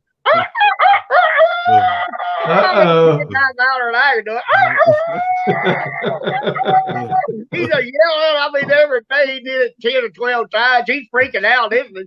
That ain't a real rooster, is it? No, that's Bigfoot right there. That's a teenager. He's watching you, baby. Oh my God! I want to give him my win, man. I'm freaking out. I'm going to the drug. Well, here we go. Well, at least he didn't imitate a turkey and was up there gobbling and come down strutting. Well, we heard turkeys too. We heard owls. We heard meows, cat, dog. Oh! You ain't turned on now. That's how they remember Bugs Bunny. Every time they see a pretty gal, they go, oh! Stuff like a coyote or something. One time, there's so many stories to tell. One time we were out in the woods and freaking her out. No, freaking her out again. You're doing that dog coyote holler. Right, listen, so we turned the four-wheeler off, and then we hear a whoop, and then we heard one whisper whoop, and then another one went whoop whoop. We almost called them that time. We went too far from. Luckily, the leaves were still on the trees that day. It was if the leaves would have been off, we would have got to see them because we was like 10 yards from them that day. Yeah, we done snuck up on them. They must have been napping or something. I thought it was funny when one whispered whoop and the other one went whoop whoop. Didn't hear the knock. About 20 minutes later, we hear the knock start again. Bam! Yeah. We was on a dog, and I thought, oh, we got him. We on the trail again, but I don't know which one to follow. That's cool. And at the beginning, when we started gifting and we found that banana, and I couldn't figure out why half of it was eaten and the other half was still there. And it was like still ripe, and bananas turn brown very quickly, you know. So we were wondering, well, why did we show up and they were freaking out and put it back down, or we didn't know. But after several times of gifting them, this is one that I know this is petrified too. Inside this little container, my honey buns, there I am starving again. I put one honey bun here and one honey bun here. On here every day. They left me like a little piece. Do you see that? Yeah. And they gave that back to me, so I've never touched it. Didn't leave me none. Hungry. I think now they don't really eat half and then leave you half, but they were doing it a lot at the beginning. Mm-hmm. And here's one thing that they're still doing. Take any person, and if you leave a buffet out or you leave them a bag of cookies, they'll take the whole thing, right? Not Bigfoot. Even last week, it was 2 weeks ago going into last week, we left them 3 different things: a jar of peanut butter, a thing of Oreos, and a chocolate chip cookies. Yeah, because they love the chocolate chip cookies. I'm hungry again. But they one at a time. So like every few days, every couple of days, they would take one, then another 2 days take one. So they don't take it all, not all the time, and hog it. So I think that's pretty interesting. They always take the peanut butter first. I never could figure that out. I don't know if it lasts longer, or I bet they got to be around water when you eat peanut butter, because you can't holler or nothing. Yeah. It's like you put something around. You're not going to be whispering afterwards. So it's gonna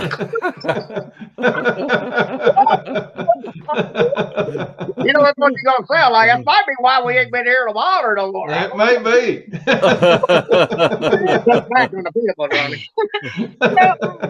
Every time I leave them Tupperware, I swear, girls, they leave the Tupperware. They give it back to you in the tree or whatever. But you got to tell them, because if you don't, they'll run off with it. with this bag, a lot of times I leave stuff in little baggies. It's funny because with the Tupperware, they can take the lid off, they can take the lid back. But with this baggie, it's a Ziploc. They can't undo that. They're too big fingers. They got the big fingers are too big. They rip it in half. Every Ziploc bag, they rip it off. Yeah. Yeah. So I just think it's funny that they can't just take that and open it.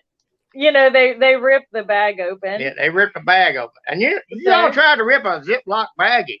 It takes pretty good little amount of strength to do that. Yeah. I mean, that's a clean rip. Like, that you can tell they're struggling. Yeah. But it's pretty straight. But you try to do it, you can't do it. It'll stretch before it'll break. So y'all try to do that. Just do an experiment on things. That's what we've been doing. We've been experimenting and getting more wiser and wiser to them. I also, somebody told me they can make a tea when they get sick. So I found a little thing over where I got hit. Well, almost got hit by another rock. This is after like the 3rd day. So they said they can make a tea when they get sick. That's what. And they build a little fire. So I said, well, that's my next episode, looking for fire. So here's what I find. I find the fire. Turtleman goes hunting for something. I find what it is. There were only like 2 or 3 little sticks, and then they were. It wasn't a big fire, just enough to warm up some water. But I found some big chunks of sticks that's been burned. Yeah. So they sat there, was camping out. One of them must have been a little sick. So they must have got some ginseng root or some yellow root or whatever they use for medicine and made a little tea out of it. Maybe they use willow bark. I don't know what they use. I haven't figured I guess they just like an Indian or a Native American. Might be related. They know what to get in the woods to heal themselves. This was in Tennessee, and there was not like a fire pit built, or there was just some leaves, but leaves covered the whole ground. The whole forest could have caught on fire, but it was just a little bit of sticks, just hardly burnt. So we don't know. Mm-hmm. It's not like they had a bonfire. It should have been a bonfire there. It wasn't a bonfire. It was just a little campfire to brew up something. Yeah. So that's going to be on one of our episodes coming up. It is to show what we found. Y'all be really amazed at that episode, what the evidence we found at that location. Man, that was a beautiful location. And we did find a little book that I had. They done stole from a kid, baby. I don't know. Old B Owl's back. Woohoo! Old B Owl, boy, he said it's trap world. Old B Owl did. That's another episode. But anyway, I had left him a bunch of Easter stuff, food galore, and just stuff for the little baby ones. I don't know, And so months later, we get this back with the gifts that they left us. Now look, I mean, there's a little bit of water damage, but not a lot. It might be their oil on their skin too. It might be their fingerprints on it. Show it again, right there. Well, it might be their fingerprint. We might think it's there's a scratch and stuff on it, but my point being is that this was kept for months. And they kept it dry somehow. They kept it dry. Because this has fur on it and stuff. So they kept it dry, and then they re-gifted us. So that's kind of cool. So we always test our Bigfoot to see what they like, and they're interested just as much as we are. They are. I mean, they're interested in us as much as we're interested in them. So we're, instead of chasing them, we're trying to sneak up on them now with gifts and stuff, using the the friendly approach instead of chase and catch. Yeah, you'll never get them chasing them. You'll get hurt. You'll get hurt. Finally, they'll get tired of it, and you'll get hurt. So look at all the gifts we've gotten, and there's way more. This doesn't even touch everything, but taking the approach of being loving and trying to give and not to rule over them, not to chase their children and get whacked yourself, but just to be friendly with them, and then want to learn and want to interact with each other.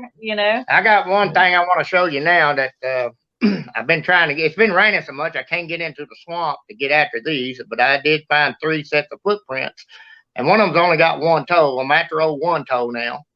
He ain't got these 4 toes. He's only got that 1 big toe, and it's in the mud. It was a very deep print. Deep print. 1 big daddy toe. 1 big toe, and then there's another one, big long track.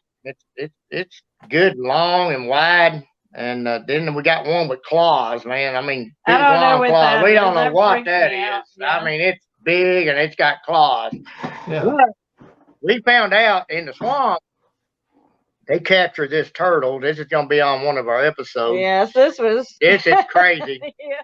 We found a turtle just splintered, smashed. Yeah. I mean, this is a big turtle. I mean, this probably weigh about 50 to 55 pound turtle right here. I mean, this thing is huge. His jaw was over here, and his body was cracked open over here. The body was like what? Big what? Body was it cracked in half? The actual back, whatever it was, it pulled its head plumb off. You can actually see where it got crushed right here. It cracked this. Bring it up. I'm sorry, I can't get used to this. You can see the crush lines where it grabbed it right through here. You can see where it just smashed this in with its hand, and it cracked this other side too, right through there. You can see the cracks where it grabbed it. Of course, I can't get used to the film. Yeah. Right through there. The bottom jaw was... It ripped his head plumb off. Throws it about 10 yards away from the body. So, we find this big body. The legs are ripped off. All the meat's gone off of it. The legs, the tail. But in the shell, it grabs its shell and pulls all that back plumb out. I mean, it's got a big hole right in the middle of the shell where it would just rip its guts plumb out of it to kill this turtle. And that's a big turtle. It weighs about 50 pounds. You ought to have seen the shell. I would love to have had a turtle match with that thing. I'd have been yanking on him out of the mud. I'd have been taking it to the zoo. That was a big saboteur. It was about big as the one me and Squirrel caught on our show. Man, it was a monster. 123 pound. Me and Squirrel caught one. 123 pound back in my younger days when I was 18 years old. Man, that was a good old day. That was a big turtle. Me and Frenchie's got one, if y'all want to see it, down in Thibodeau or Greenwood Zoo in Louisiana. That's where we caught the 160-pound alligator snapping turtle. We saved it, finally captured it, had a hook in it. Me and Frenchie on the swamp people get the hook out, and we take it down there to the Greenwood Gator Farm. And he said we had a turtle bigger than that. And I said, I want to see it. So I said, I'll give you this one to put it in there with it. So my big turtle, 160 pounds, broke my record. We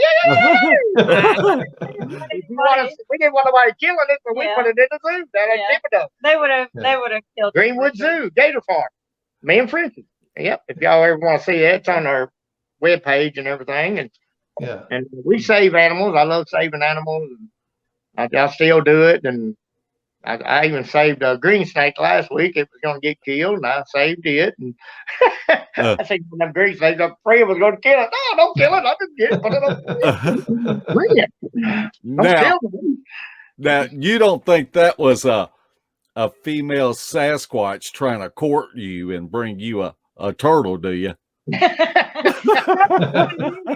We had never been in that area, and that was like one of the first things we see when we get in the swamp. And I'm like, "Oh my gosh! Oh my god!" And we followed tracks through the swamp because it's so mushy. We like to froze that day. That's when it started snowing. Yeah. I mean, it was cold. The wind was blowing. It's like 20 degrees. The wind made it feel like 14. The water was even froze out in the middle of the swamp. But we still tracked them tracks around that swamp. But we got so cold we couldn't. Our batteries kept going down. I thought they just come back when it warms up. But now it's been raining. And everything's flooded now. Can't get down in the swamp, so we're going to have to go back up in the highland. I think maybe one toad needs you to teach it how to catch turtles. Wrong with him, man. He what killed it. That's right. These turtles, woohoo! Tell him how that turtle boy does it. That guy with that hat on. That's what they call me, the guy with the coon hat. I don't know how. Got it hanging down the flag there. He ain't scared of nothing. Now, is y'all's investigations? Are they like just daytime investigations? Has anybody tried to camp out now, there? You can't get little girl to camp out. I used to camp out till that happened. I never camped out like out in the woods. Nah, there's too many coyotes, too many bobcats, too many snakes, too many mosquitoes.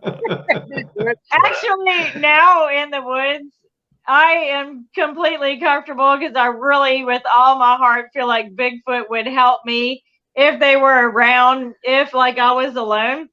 And as a matter of fact, he's gonna help her, all right. They said there's gonna be that coyote holler again. Earlier in the summer, he was gone. And I wanted to go out in the woods because I was missing Bigfoot. So I went out by myself. Many days of training. Okay, so I'm sitting there and I make a million calls and I never hear anything, whatever. So I kind of get bored. So I'm sitting on a log and I guess I get on Facebook, look on my phone and all that. And so then all of a sudden I hear this great big mean bull. But I mean, you're in the middle of the woods, ain't trees no bull in the like middle this of the woods. far apart. You know, there's no bull out there. And I stood up and then I went, oh, it's Bigfoot. And so then I didn't know what to do. So I went, hey!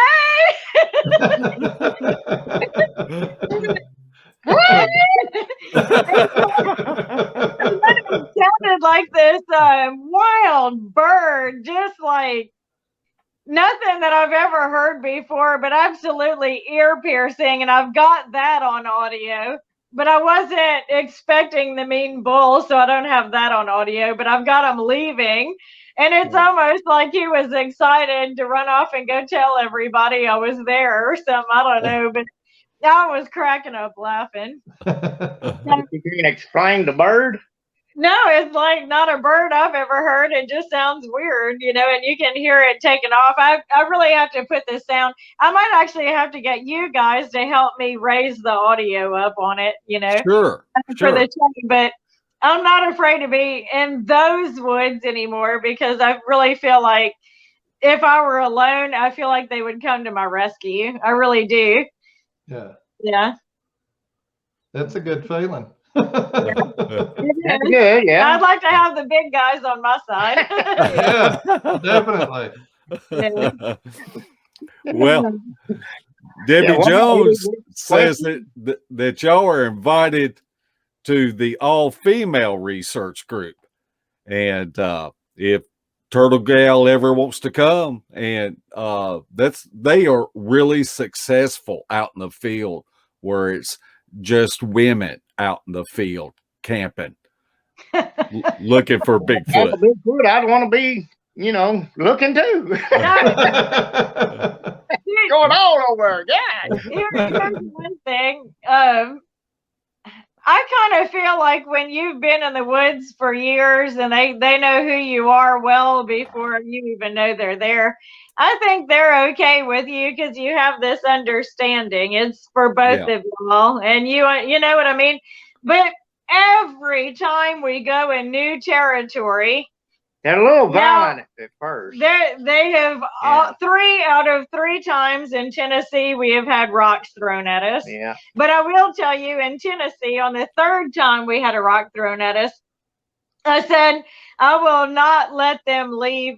We will not leave them angry, because in case another person is out here one day, I don't want them to get hit by a rock.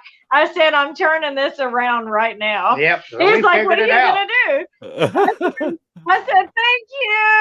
I said, thank you for the rock. And I said, can I have another one? I'm ducking. I'm like going under this. I'm going under a log. I'm thinking, I'm hiding. Okay. Where did I put the little rock? I don't know. Oh, here it is. Okay, here it is. So they throw this and it hits my boot, okay? Get her in the car now! Because we were next to the car, we had another couple with us at that time. Yeah, I had an ER guy with me, Trent, and he was making sure I still had a bruise on my chest, on my heart, that was really hurting, and he had to, make sure he said, don't pick up nothing. He had heart murmurs and everything, and he told him, do not pick up anything heavy or you could just go. I mean, that rock, for a month and a half, he had bruises on all his in whole my chest, but all up and down my shoulder, all around, all the way through my back. I mean, luckily it didn't kill me from the bruising, set up blood clot, but I'm pretty tough. I can take a hit now. So only if they wanted you to take it, because he wanted me to take it. All right, that rock. Let you get hit by that rock. That's what it feels like. I think that their accuracy is right on.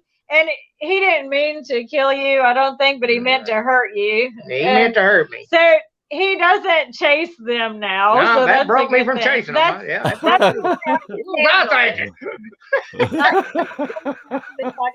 but so we're by this bridge out in Tennessee, and the car is parked right there, and you hear bam, bam, right? They're throwing rocks at that bridge. At that bridge. And I said, I'm going to go get you a gift. And I ran to the car and I got a bunch of chocolates and just whatever. And I left it on the bridge, and I was walking to the bridge with the rocks being thrown at that point, because this one was a little toss and it hit my boot. So I knew that they weren't trying to hurt me. They were trying to play with us. These were a lot of young ones. I've got him on film.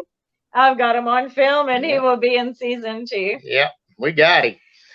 Yes. Yeah. Old Meow, what we named him, because he was acting like a little kitten at first, and I said, "It ain't no little kitten. Y'all be watching. That ain't no kitten." They were making meow sounds, but it was freaking us out. It was freaking you out.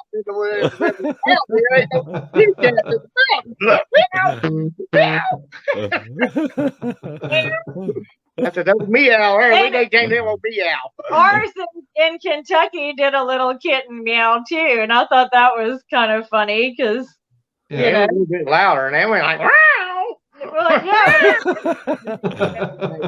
Hey, Bobcat. Wow. No, but it was Bigfoot though. It wasn't, was him. Yeah. I know it was him. I ain't no doubt. Yeah. I know what's out there. When something makes your hair stand up, you know it's there. You just got to see it. You got to try to see it. Right now is a good time to start seeing them because all the leaves are falling, the underbrush in the trees. You can see movements now too. And a lot of these people are getting these night vision things now, and you can see all the heat sensors and stuff. And I'm freaking out over one of them. I said, "Do they work in the daytime?" He goes, "Not quite, but they do work." So he was showing me that you can use them in the daytime too. They got a daytime one now. This one guy was showing me you can put your hand on the tree and take it off, and you can still see your handprint on the tree where your heat sensor was, where you touched it. Yeah. Weird. I said, "Man, get me one of those, man." Yeah. And I got to give me one of these other things too, a rangefinder. She's always jumping on me. You don't know how far it was. I know 50 yards. Well, it might not be 50 yards. Well, it was 60. Well, it might not be 60. Well, it's 30 yards. Well, what's 30 yards? I'll get me a rangefinder. If I have to save my money up for the whole year, I will get me one of them. I don't think when Bigfoot's going to be right there, he's like, "Excuse me, let me get my rangefinder. Hold still."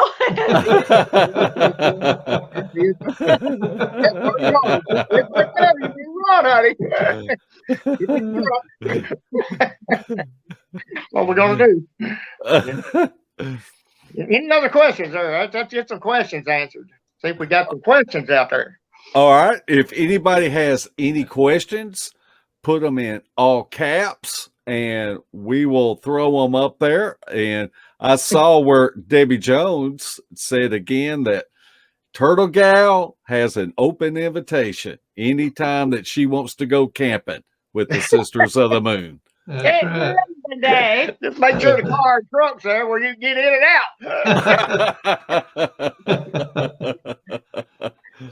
I just now got them broken in the daytime. I don't know about that. Yeah, y'all remember that? I love our Bigfoot. I do. When I don't go out in the woods for a while, I start like missing them, and my heart is just tearing at me. And you know, we did leave a blanket for them. We left 4 blankets for Christmas. For Christmas, and a big crate. And a big crate, and it sat there. That crate sat there for like a month. And I said, "Well, they just don't want nothing out of it." Oh, little did I know. I said, "Let's just go check it. They ain't going to touch it." So we go over and finally just open it up, to see if everything wasn't molded and stuff. One thing they took out of that crate, and they didn't take the camouflage blanket. They didn't take the regular jacket. They didn't take the red and, striped blanket, the red and white blanket. We had one rabbit fur coat. They took it. Oh. That's the only thing that was missing. We never noticed it till we opened it. That's why the crate was still sitting there. But we found it. I figured they were like, dark colored blankets. I don't think I had my red and white striped one. I had my camos and things like that to kind of hide. I thought they would use it as a pillow or use it for the baby or, not even necessarily to cover with, but maybe to lay on or I don't know. I mean, just trying something new. The only thing they took was the one. The fur coat. They took the rabbit coat. It was a rabbit blanket. A rabbit blanket or coat? I can't remember. Anyway, it was a blanket. It was made out of rabbit fur, real pretty. And that's the only thing that was missing out of that crate from all those blankets. And that was gone. Huh. So they took the natural. Yeah. They took the natural blanket. Yeah. Okay, Lester Taylor wants to know that the helium balloon that was up in the tree, what color was it? I can go get it. Yeah, it's kind of like a blue thing. Blue? Is it blue? I don't know. Why don't you talk to them? Yeah, I'll go it's get blue. it. Just give me, I don't have it right here, but just hold on. That's fine. Talk to them. Yeah. It's a blue helium balloon. I find them in the woods when I'm out in the woods hiking. Sometimes I find one here, one here, but they're always laying on the ground. They're not up in a tree, like wrapped around a tree like this one was. It was exciting, that was. And that's where we found the little hut place, too, made out of bamboo. That river cane, if you know what that is. And the rivers are like, man, it's like, 30 miles from bamboo. So on the way to go get it, I realized, the one that is up in the tree with the peanut butter, that one is still there. This we can't reach that one, but here's the one we got now. This is a different one that they had put in near a tree near the gifting area, and I just took the whole thing because this is what they did. So this is I have not touched all that. That's how they wrapped it. And this was the This thing is like 9 foot to 10 foot up in the tree now.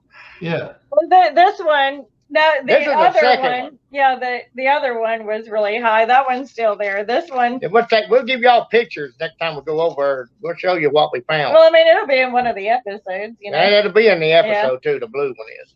Yeah. Well, both of them probably. Go ahead, honey. I can't talk. She knows it more than I do.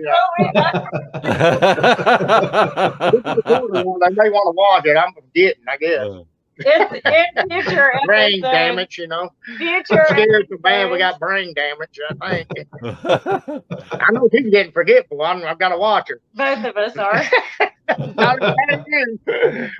Okay. Anyway. Okay, Glenn Snyder asked, do you have any idea how many are on the land around there? How many that might be living there? We count 4. But we've never seen one of them. But we've seen 3 of them. A baby one and a teenager one and the mama. We found the daddy's footprints, but it's not castable because it's always in tall grass. And Daddy's footprint is way bigger than that one. Way bigger than Mama. Maybe more, 4 or 5 more inches bigger than that one. We figured that one's Daddy. But we've not seen him yet. What's interesting is that at the time that I was seeing a lot of tracks with the baby, every once in a while I would see one other track that was a different size. It wasn't teenager, baby, or mama, but it was closer to the teenager size. And I was like, well, who's this? You know? and I thought that was interesting. So maybe it was a passerby. Maybe it was a friend. You know, I mean, I don't know. Every once in a while we see a different size track, but not very often. Now, we figured that the territory that these 3 Bigfoots roam, what I have gathered in my hiking abilities, they probably do a whole county, maybe 2 counties, and possibility 4 counties. They'll make a complete circle around these 4 counties, back and forth. They got to go where the deer are at. If you got plenty of deer, you're probably liable to see a Bigfoot. But when you see the deer just, you know, like getting thin, they'll travel onward to go get more territory. Or maybe they want to go visit other Bigfoots in other counties, or some Bigfoots come to your county. And hopefully they're traveling back and forth and communicating, which I am trying to find that hookup, that meeting place where they're traveling the trail. It's really hard to find in 4 or 5 counties around you. But once you get on like we've been tracking these 4, now we got 4 more or 3 more down in the swamp area. So we're tracking at least 6 now, maybe 7. But we've seen 3 in the swamp and 4 in Kentucky, and over where I live, down in them valleys. And over here in this another, you know, county over like in the swampy area, it's like another 3 sets of tracks. And these are totally different ones from ours. They don't even have the same feet. Then down in London, Kentucky, I found one down there with big long claws too, but it's only one we've only seen down there. It's got like a foot with toes, but at the end of the toes, it's like 3, 4, 5, 6 claws. It's like big long claws. I'd have to get a picture. I'd have to look at it. It's like just claws. It's just it was like weird. where it's mangled the ground. I mean, it's just really crazy. It's a totally different one. I don't want to see whatever that is. I don't even want to see that one. My buddy Buck was with me. We was down there looking for Indian arrowheads, walking up the creek. And then we come across this here muddy place, and there's all these tracks. And he goes, get me to the truck now. I'm out of here because I don't want to run up on this side. And he runs up the bank, and there's a tree I just splintered. I mean, it just shredded this tree. He goes, okay, I seen all I want to see now. I'm going back down the creek. If you ain't coming, I'll meet you at the truck. But the truck might not be here when you get there, Ernie, Turtleman. So I'm going to get the here. I said, I'm right behind you because I don't want to meet this thing either. So we ain't been back down there yet. Yeah. Okay. Dwayne Ayers asked, have either one of you 2 given each Bigfoot a name? And if so, why those names? Well, Daddy. we call one Daddy. We ain't never met him yet because Mama been there that scared me to death. Got my warning light blinking again.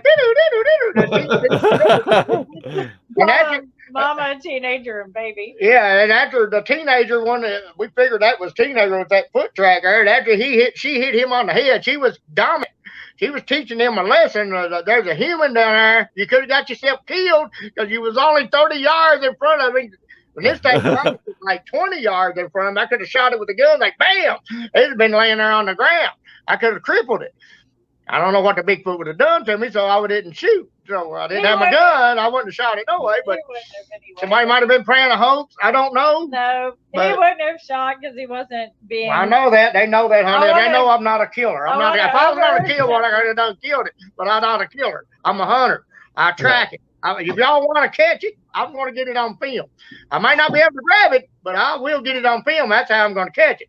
And and y'all can start to see it on my episodes too, because we got my fans looking on the videos that we can't see, and we got our fans looking, and they're showing us where it is. We're not showing them, but we don't see it. I don't have a really big screen TV. You know, my computer that I do those on, I mean, it's decent size, but they have a great big wall screen TV, and they're seeing it right there, and they say what minute, what second. So that's on episode 5, and then the one with the rock, you see his shoulder. And we call this a new generation. They telling us what we see, don't see. In season 2, got 2 more Bigfoot in season 2. Yeah, they got more, abilities nowadays. More new TVs. These new TVs are bad to the bone. I've been hearing about them, but I haven't seen them. I ain't got enough money. I don't know how to hook one up, so I just don't have no TV. I just go out and find it. Okay. Ruth asked, how many encounters have y'all had? Oh my God. Really? Countless encounters. Yeah. I've seen them at least 7 to 8 times now. And we've heard them just about every time we go out. We sometimes we hear them, sometimes we don't, but most likely you're going to find them once you get close. You'll start hearing, when you start getting close to one, you'll start hearing knocks and animal sounds that you've never heard, and 10 times louder. Like if you hear a bird, like a goose, it'll be 10 times louder than a normal goose. I mean, they're mock animals like owls in the daytime. Owls don't regularly holler during the day. You'll think it'll be an owl. You'll holler about 6 or 7 times and quit. Oh, they're not an owl. That's them communicating. I remember how many were there doing the owl calls? 4 owl calls. And then I did an owl call. Back. Of course, I'm not that great. And I heard a girl laughing. I heard a girl laughing, and I think it's Mama, I guess. It's Mama. She was laughing, and I was like, "Oh my gosh!" And I think it's on film. I think we got it. I think so. We got that. So I know that y'all would have to pull it up with the volume for me, but we definitely have them hooting and all that. And you can hear them great. I hope you can hear her laughing. Yeah, that'd be cool. Yeah. Okay. Jason asked, have you ever found any Bigfoot evidence around any sacred Indian burial grounds? Not yet. Not no sacred burial grounds. I don't know no burial grounds to be found, but I do know where Indian campsites are. And there is one campsite. They will go around a campsite, but not a burial site that I know of. I mean, they don't go around human graveyards. They don't go around there. Well, we don't have any around to know, so I don't know. There's a graveyard down the road from back in the woods. I know where a graveyard is, sits down in the woods, back off the road. You can drive to it, but I've been by a graveyard a million times. I've never seen nothing standing out in the graveyard. If I did, I'd be scared like that 9-year-old boy I was again. I won't another year till I figured out what it was. Yeah. That's right. Yeah. The graveyard is not a good place to be. At night. Squirrel, I'll be like squirrel. Squirrel like, they go over in that little building. I'm out here in all these graveyards, all these. I don't know if y'all remember that episode or not. Yeah. Okay. Sheila Kendrick asked, have they ever come near y'all's house? Not the house, no. Never. They never come near the house. I have heard stories though of I've heard other stories. people have Bigfoot on their property and they started gifting them, but then they start beating on their doors and walls and windows and garages and all that. So, I mean, I've heard that they get really destructive and irritating and all that. So, I don't know. I'm just letting y'all know, don't try to lure them to your house because that could be dangerous. Please don't ever leave your children. Like, don't go on Bigfoot hunts with little kids and this and that. I mean, we don't know. It's still unpredictable what they can do and might do. We don't know. And you don't know if they would want to kidnap one. Maybe they make lost a pet out of it. Make a pet. Yeah. Or maybe a mother lost their Bigfoot baby, and they want to take your child, or maybe they want to hurt y'all or hurt the adult, but not the kid. And the kid has to fend for himself. I mean, don't take the kids. Yeah, it's not a game. Not a game. We advise not to. Y'all do what you want, but I'm telling the grown up this. I'm telling you grown ups this. By experience of me being scared, even though I'm brave now, but when I'm out in the woods, I'm still got my warning light coming on. Like, what am I thinking? That's when I'm getting nervous. I carried a gun to shoot up in the air sometimes. I even quit carrying that because I got people, yelling at me, I'm going to shoot it. I'm going to shoot it. And I'm sitting there going like, all right, I'll leave the gun at home. We're not going to shoot it, but there's so many coyotes out there. I've been attacked by coyotes 6 times, and I had to shoot them off of me. Luckily, I had my gun.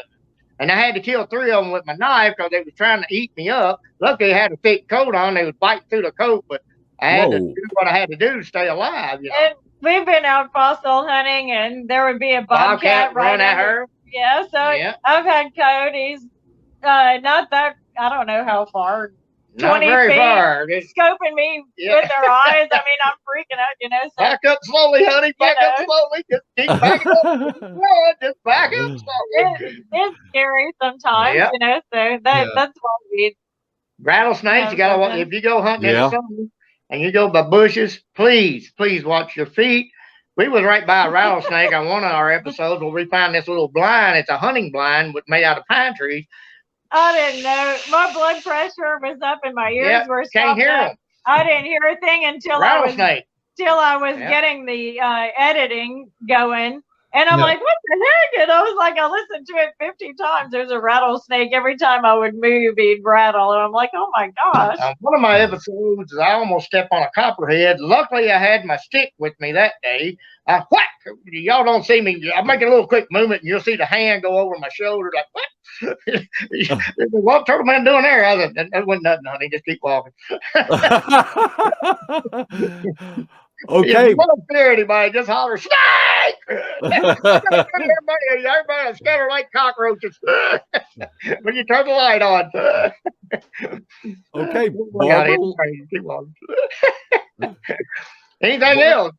Barbara Locke, one of the Sisters of the Moon, asked, Turtleman, do you think having a female partner has been beneficial to your research? Yes, it has. It's got me closer. When you got a female with you, I think the Bigfoot tolerate you more, and they'll play with you more and play jokes on you more. So but you got to train your partner to be brave. You got to train your partner not to run after him and get squished like a pin. To get brave. But somebody's got to drive the truck in case I do get hurt. We have gotten more evidence and more gifts and more everything since we took the low approach. The female approach. Yes. So Bigfoots do notice the females to be the peaceful people. So the mans, I don't know, but when it comes to male Bigfoot against a male, and they know you're a male and you're dominant and you're trying to push them and run them, you're gonna be in trouble. But if you got a female with you, you might have to back up. So she might save your life. You got that female in front of you, and you're gonna pick her up and pack her off. Get the film now, honey. Get the film. I honestly think that if I if the day that he got hit by the rock in his chest, if he was with another man and I was not there, and both of them were being aggressive and all that, I really don't think they would have made it out of the woods alive. Yeah. I really don't. And I really, really, really thought that he was going to get me too. Either, hit me with a rock, kill me, or take me. One of the three, but he wound up not. I was praying like there was no tomorrow too. I hope Jesus, was totally protecting us. But I think the subtle approach is the way to go. Yeah. You'll always get far more with them. Now think about it. If me and him, or let's say me and a child were out in the woods and two men come running up to my family or something like that, we're going to take some action. But if you're like, oh, hi, and I have these apples here, put them down, or I've got these cookies, I'll leave them for you, and I'm going to go, but nice to meet you. Well, then you'll be like, oh, and you'll want to maybe be curious about them, and you'll start interacting with each other. But if you start chasing them, you're getting a death call on you. Yeah. Get them rocks thrown at you again. Thrown at you, believe me. At nighttime. That's why I don't go at night after getting hit by a rock during the day. And I seen them in the mornings, and I could draw it out for you, like on a piece of paper, what I saw. And they're just one silver. The one I seen at 9 years old is a big black hairy one. He's solid black. That might have been the daddy right there. So whatever that was, it was 9.5 to 10 feet tall. That one was, because it leaped over that fence. It had to have, and it crashed through. It was so strong it would break hickory. And when it ripped through them briars, rose bush briars, and it took it a few minutes just to give me enough head start. Now Bobo said it would have caught me if it wanted to. Maybe it would have, but I was running pretty darn hard. Believe me, that was younger. I was like a rabbit. We saw Big Daddy stride in this grass, and it was like, how long was his stride? I mean, I've forgotten by now. Oh my God, it's like 9 feet, 10 feet, 11, I don't know. It's like 7 of my feet steps, and I'm stretching. Like, really big. I mean, big leaps. It's got like 8 or at least 7 to 8 strips. It takes 6 of my big long footsteps to catch it. And not just walking normally, big strides, big strides. This thing was running for something, or to get away from us, get across that field without being seen. And that's how I know how big a stride it could make. All right. Okay. Rachel has a question. When y'all smelt them, what do they smell like? Can I answer it? Yeah, you got the smell, baby. When you smell them, it's like hitting a brick wall. And this is how I take it. A cross between wet, musty dog, moldy basement. And a skunk. And a skunk. All three my worst enemy. Together. Yeah, all mixed together. This is how bad they smell. I don't know why they do that. It was so odd. The day that he got hit with the rock, we never smelled him. He might have been clean. He was close to us when you see his shoulder, and I don't know what minute that was, but you can see his shoulder, and he's not that far away, so we never smelled him. And then lately, since we're really friendly, with our Bigfoot, I don't smell him at all anymore. Never. I think the smell is a warning. Maybe they throw it at you like a skunk. Maybe they do have something to throw at you. I don't know. I've just heard it's a disguise, and maybe they don't need to be disguised anymore because we've been so close to them. I don't know. 2 or 3 times, but we never smelled them. But if you chase one and you start getting that roaring and all that rooster crowing, knocking, that's when you start hearing all the sounds they make and the knocking. That's when you start smelling. That was at the beginning, and too, on the episode where you hear the snake rattling, and it was kind of towards the beginning. I don't remember which episode, but he found this like what he thought to be a hunting blind. Yeah. And I said, "Do you smell something?" And I think that was the first time we smelled it, and I didn't know what it was. And he said, "No, you smell something, Turtlegal." And then he bends down and he looks at this claw mark on the ground. And then I got down. I said, and then he said, "I smell it now," or something. And I said, "I smell it again too."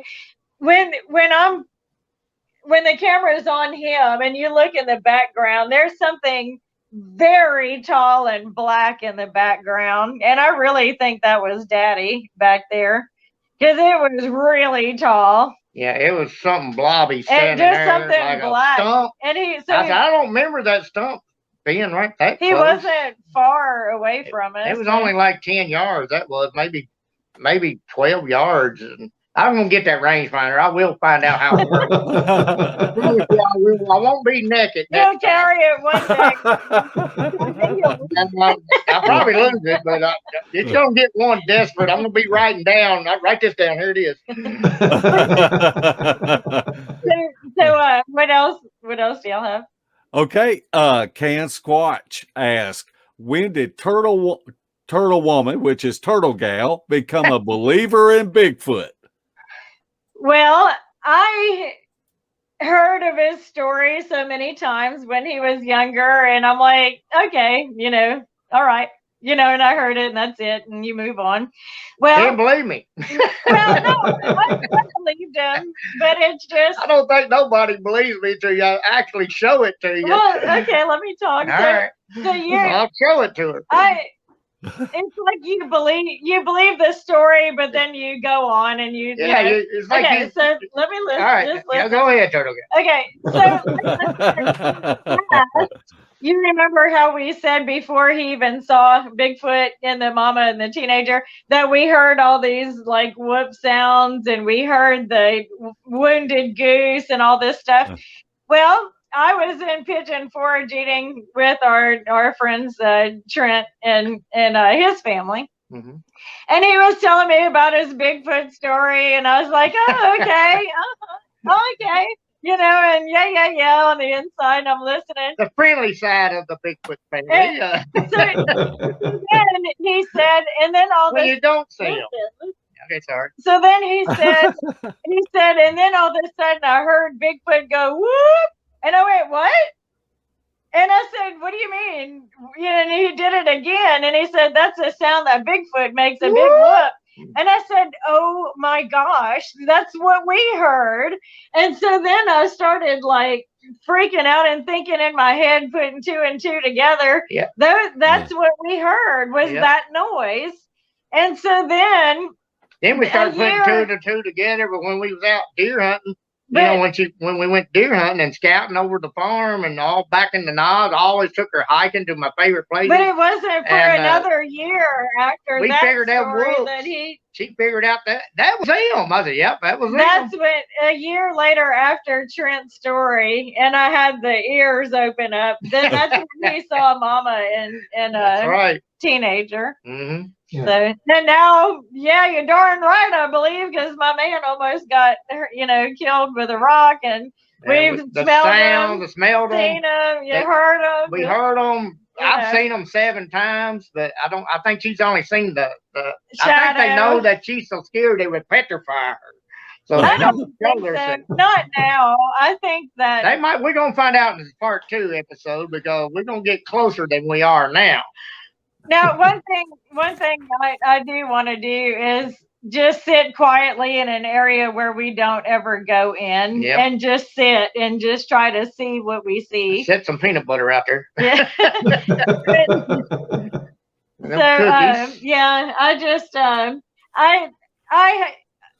I'm a person that looks where I step, and I'm always looking down. And when I'm filming him. I'm trying to look around to see that we don't get hit by anything. I'm trying to watch for a snake. I'm trying to not trip on a branch. I'm doing 50,000 things. And so I can't concentrate really on like looking for him. It's hard to do. The filming is really hard. I know because even when me and Neil and Squirrel and Lolly Dog were filming, it was really hard. I mean, 16-hour days, 10-hour days be a short day to us. We'd like, all right, we're getting off early. Woo! too, and so like he's a lot taller than me, and he can see over everything, and I always miss him. I've had people, my fans and other hunters, and say, "You're a heck of a tracker, Turtleman. You can really find the clues. We never would have even seen that. What's been for you." Oh, it is so hilarious watching our old episodes 1 through 9, because I'm like, look at all the sticks right there. Look at the big tree, and I mean, we didn't know what any of that meant. I was stepping on it, and I was showing people. I said, "Look at this here. Something's hung these limbs up in these trees." Ain't nothing. But I figured out they were something. They were markers. I've got to say, from watching y'all's YouTube videos and seeing what y'all did notice, it takes people a long time to figure some of that stuff out that y'all put together pretty quick.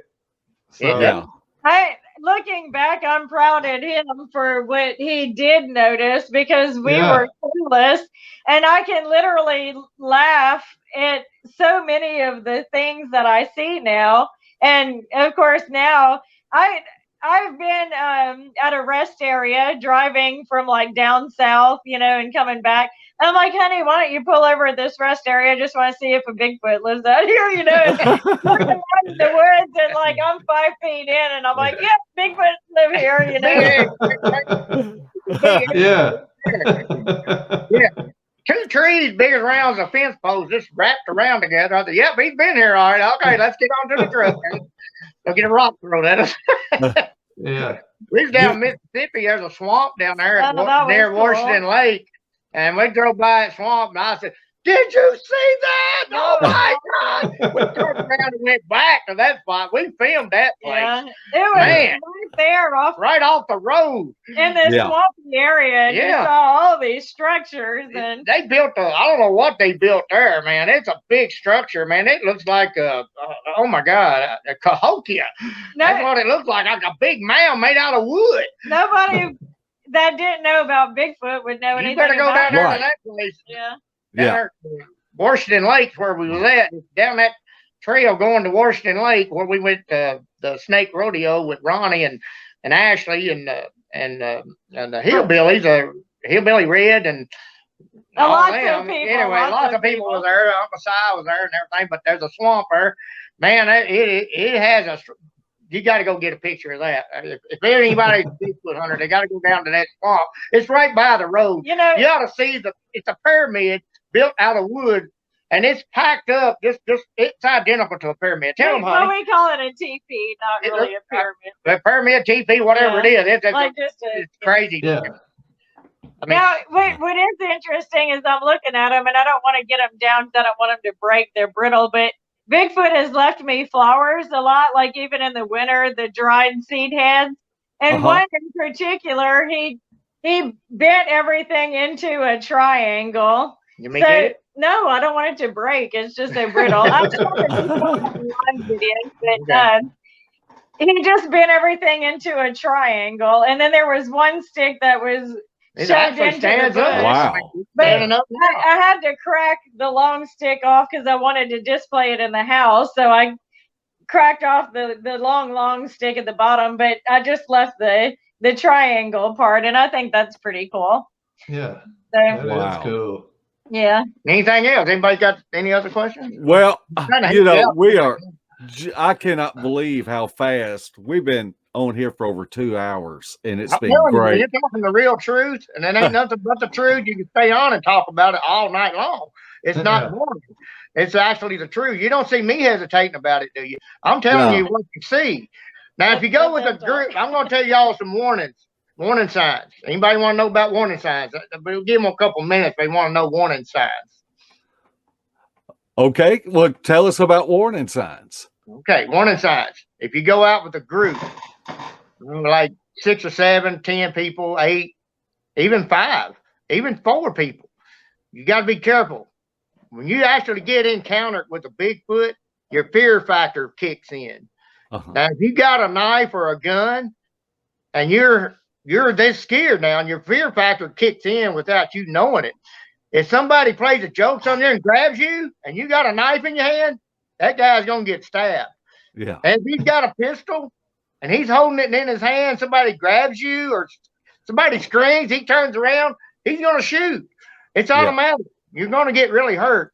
So before you go into a Bigfoot hunt, night or day, night probably be worse because you really get kicked in. Because I've seen these things 7 times, and every time I've seen them, I'm scared. My warning light, no. But I got a warning light. I know what to do now because I've got experience, and I've been experienced. Even 9 years old, that broke me, but I know what to do now. But your fear factor will defend itself, and you will hurt the other person that's trying to scare you. Yeah. It's not a game. It's not a joke. It's not. Right. It really isn't. I mean, the best way I can describe is get Bigfoot Country, the movie. If you want to watch a Bigfoot show, get that movie. I'm telling you. Now, see, you let me watch that well before we had the Bigfoot experiences. I'm training her. That was horrifying. I had to beg God to erase it from my mind. It was awful. I mean, this is the real truth. This is what you're really going to do. So if you want to watch Bigfoot don't watch Country, it, please. I mean, it'll scar you for life. Don't watch it. People that wants to hunt Bigfoot don't know what they're getting into. If you want to really see this movie, Bigfoot Country, you watch that movie and it'll tell you how you're going to hurt somebody. It's horrifying. Best to pay your knowledge. I'm giving you a warning. That's a warning from Turtleman himself. Because I love you people, and I love all my fans, and I love everybody. Jesus loves you, but the Turtle Team loves you too. And we pray for everybody, and we don't want nothing bad to happen. I let her watch that movie to give her an idea what's going to happen when you get out there. People downed her and yelled at her, "Oh, you big wussy, you scaredy cat. Turtleman needs somebody." Well, I know that hurt her feelings, but you watch that movie, Bigfoot Country, and you tell me how you feel. You know what?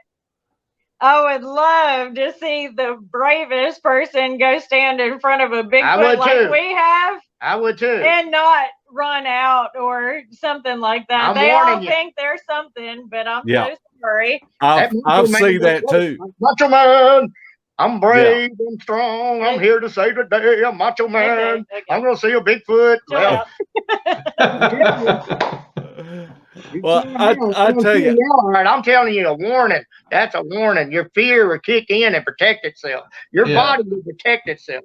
Yeah, that's great advice. You don't play with people and you don't do jokes out there because that's how, what if somebody just breaks and runs, and then runs straight into a tree or runs off into a ravine or something. So let me tell you something that happened to me in the dark. I forgot my flashlight.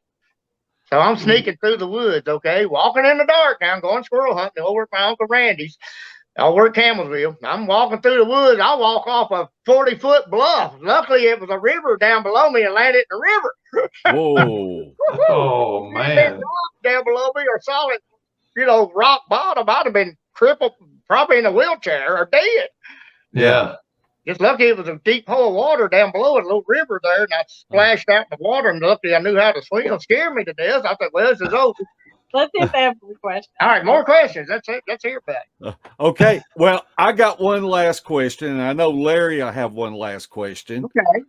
But I want to know how Turtle Mom's doing. I want to hear about Turtle Mom. Turtle Mom, let me tell you, she's like a hot wire. She had to go to the hospital last Sunday. We was doing a show up there at I forgot. I forgot where we were last week. Oh my God, I'm brain dead. There it is again. It's down in Kentucky. Okay, just go on. Anyway, I forgot. Anyway, it was good. It was a good show. I'm very well pleased. And anyway, Turtle Mom, after I left, she got stung by hornets, went to church, had to go to the hospital. She got stung by hornets. I mean, she got stung like 17, 16 times. Ooh. You don't mess with hornets, they're bad. Yeah. And they got me last week too. I mean, a bunch of they were yellow jackets, and they got me. And I said, well, I'll bomb them when I get back. Well, she found another nest, and they got her good.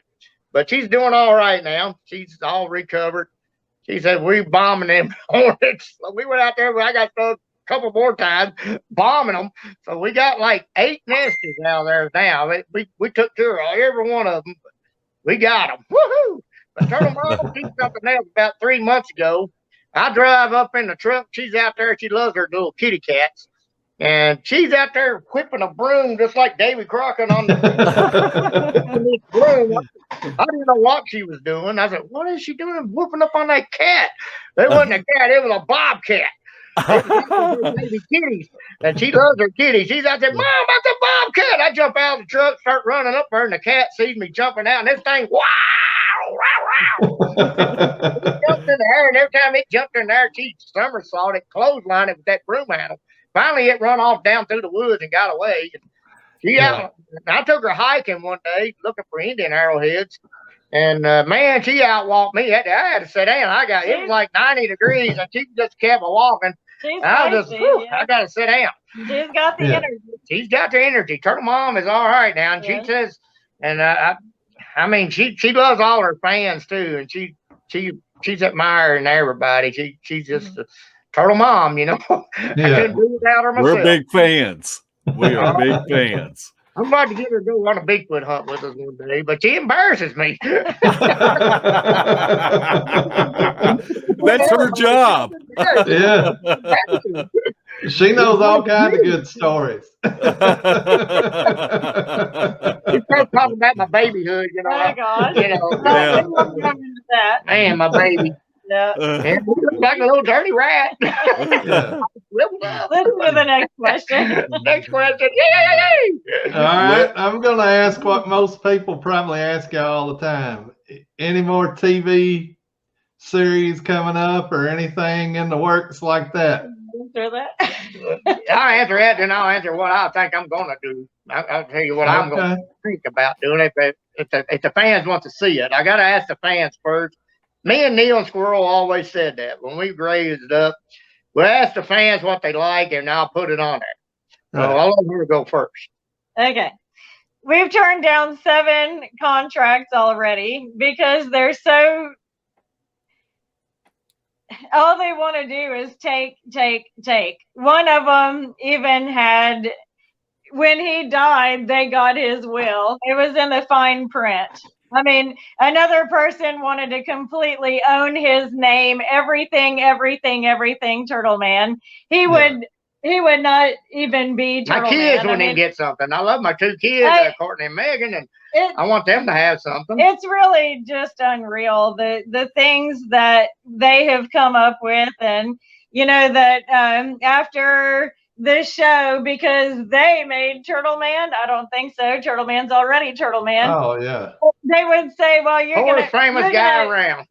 You're gonna have to go do all these meet and greets. You're gonna have to go every week, and you're gonna have to pay your way." And this, I mean, just on and on. I mean, he gets paid for meet and greets. He doesn't pay to go to a meet and greet. You know, so it's just on and on. So I don't even want to look at a contract. That's why. Our show is on our people YouTube want to see me, channel. I'll just do it myself. If they want to see me, come to my meet and greet and see me. I'll take a picture with you. That's why we put it on our YouTube channel, because now we have control over it. Because that's anyway. That's what I wanted to say. If everybody would be fair, everybody could have a great time. Have a good time. Everybody's having fun. And when people are having fun, you're having a good time. You're filming. But when you stop having fun, you're hating your show and you hate doing what you're doing. Right. You're not having fun. Time to walk away. Quit. You know. Well, I gotta say, y'all do great with the YouTube videos, and you always add a little aspect toward the end of it, a little adventure or misadventure that makes it cool. And the reality of the hunt in the beginning is always great too. So always great. There's no fake. Hunting ain't no fake, but we blend that in. I mean, we've had people say, it's live right there. They're really doing this. I was, no, that was film. We had to get it together to meet these people, to know where to meet.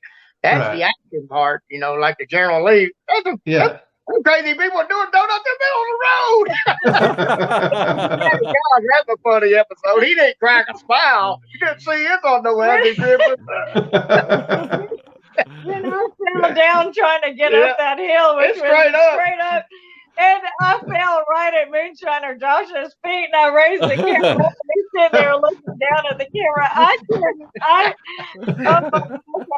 And that crazy dude, the Moonshiner Josh, he runs down the hill, just takes off running after the show was over. He runs down the hill. I wish we could have got that on film. Well, I do. He runs faster than any deer that I ever could. Deer couldn't have made that jump. He didn't even fall straight down. He runs off down and just flick of the ribbon.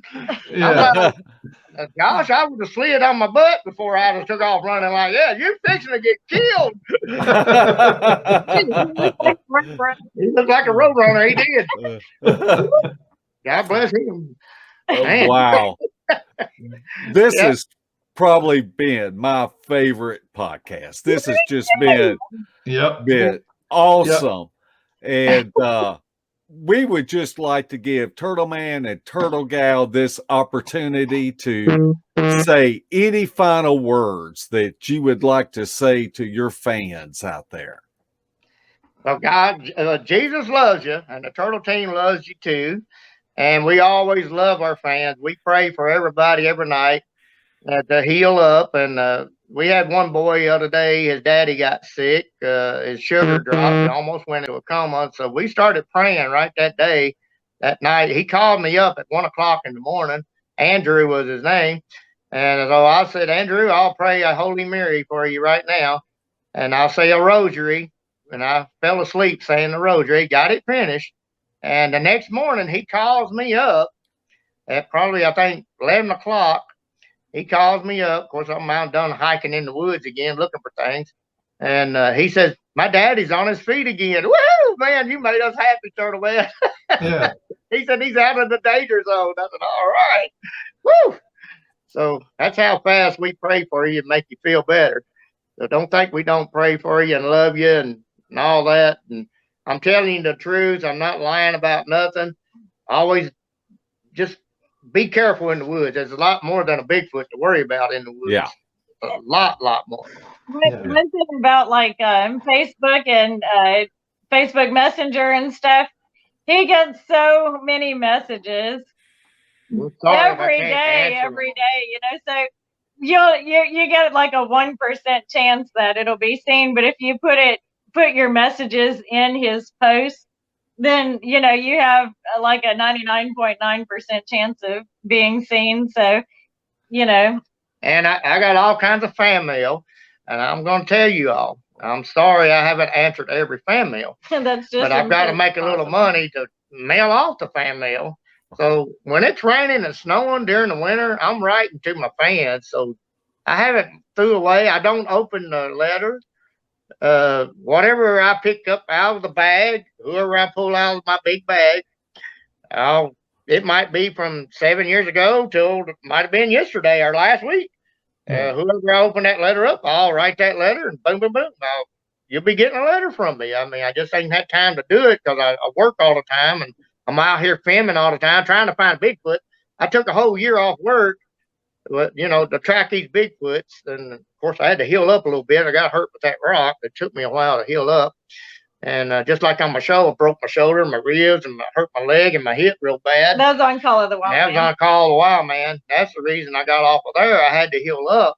And I wish they'd put me back on, but now I lost my teen squirrel, Banjo Neil, and my lolly dog, and it ain't but me and Turtle Mom left now. And I guess, you know, it just the other ones are working and married with children. So I'm just trying to meet my fans and just keep the memories alive. That's all I'm doing. I'm trying to keep everybody happy by doing what I want to do. But anyway, I got a question for you all. I was wanting to go. That's all my fans out there. What they want to see. Do y'all want me to arrowhead hunt for a show? I like to do an arrowhead show to look for artifacts. And I might go around the whole state of, the whole United States like I am now to meet people. I might, who's going to, you know, see the most rarest arrowhead? That's what I'm trying to find. Or just go to different areas. Go different areas and see what we find that day or something to see that. People might want to see that. Or I got another show coming out I've been wanting to do all my life ever since I started Tucky a Field or Denny Treese on on Channel 27 News or Election Herald Leader, all that stuff, and all Animal Planet. It's something I always want to do, to hunt turtles. I'm looking for a Turtlezilla. That's right. Instead of a Bigfoot, this is the biggest turtle you can ever catch. My record's 160 pounds, but I still hear people say, I saw a 350-pound turtle. I saw a 400-pound turtle. I saw a turtle bigger than a car hood. That's the turtle I'm after, Turtlezilla. Do y'all want to see that show? And it's live action because I'm jumping in a pond, catching this animal. It's critter Turtlezilla. I'm going after him, but I got to have my backup with my turtle fans. I want them to know that Turtleman catches its critters if you got one to catch. Yeah. I'm going to find this Turtlezilla or the rarest arrowhead that can be found. What is the rarest arrowhead? Is it a Cumberland, a Flotsam, Clovis, Dovetail? I don't know. Y'all tell me what you want to see. Turtlezilla, arrowheads, or what do you want to see? Tell me so. So Turtleman and Turtlegal fans, put it in the comment section. Yeah. Tell these guys here and they'll get back with me. See who wins. Absolutely. They both sound great. I'll watch both of them. Yeah. Larry, do you have any final words?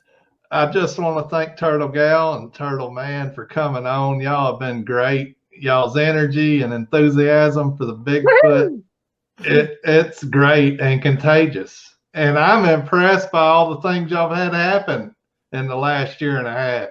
So it's been a thrill to sit here and listen to all the experiences y'all have had and the gifting and being gifted and all that. And I'm looking forward to Thanksgiving is the debut of season 2, right? Yeah. Uh-huh. All right. Well, we just want to thank y'all again for coming on. If you haven't subscribed to Turtleman's channel, we're going to pin it at the top of the comment section. And so you'll be able to go straight there and make sure you subscribe. And what a joy it has been talking to y'all for the past week. And y'all are just such nice people and humble people. And you are the kind of people that we like to surround ourselves around. Yeah, we always say, too, me and Neil and Squirrel always say, if you can't get along with us, there's something wrong with you. Yeah, I agree. Why you want to fight for? I like peace and harmony. I agree. Yeah. But anyway, you got anything to add, Turtlegal? No, I just Larry and Mark looking sleepy. Thank y'all so much. And yes, we love you, and yes, we pray for you guys all the time. And thank y'all so much. And good luck on your journeys and all that. And I wish everybody out there the best. And Jesus has the world under control. He's got it going on. So we love you so much, and thank you again and again. New Turtle Girl coming out part 2. Y'all be ready. All right. You'll see what she can do. Season 2. You'll see what she can do. That's right. Woo! Turtleman Official Channel. Check it out on YouTube, or call the Wild Man Turtleman. Check it out too. Okay. That's right.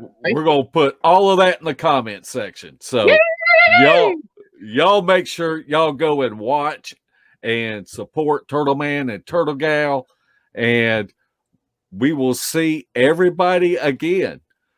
Same bat time, same bat channel. Same turtle time, same.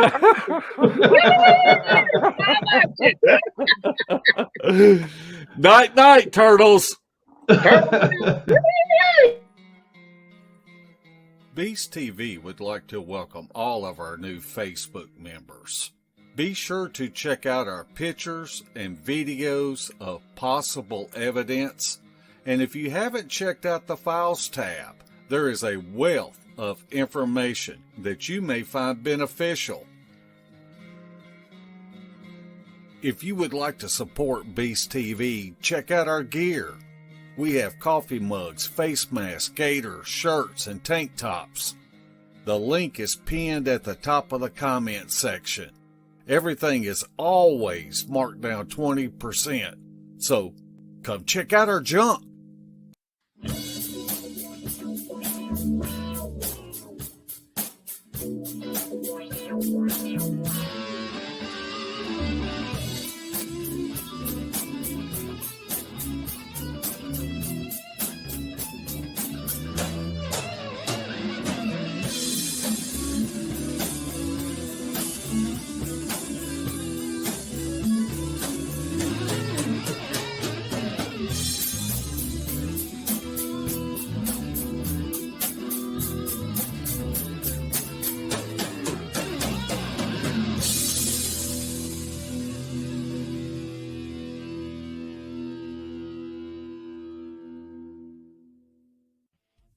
This has been a Sawdust production.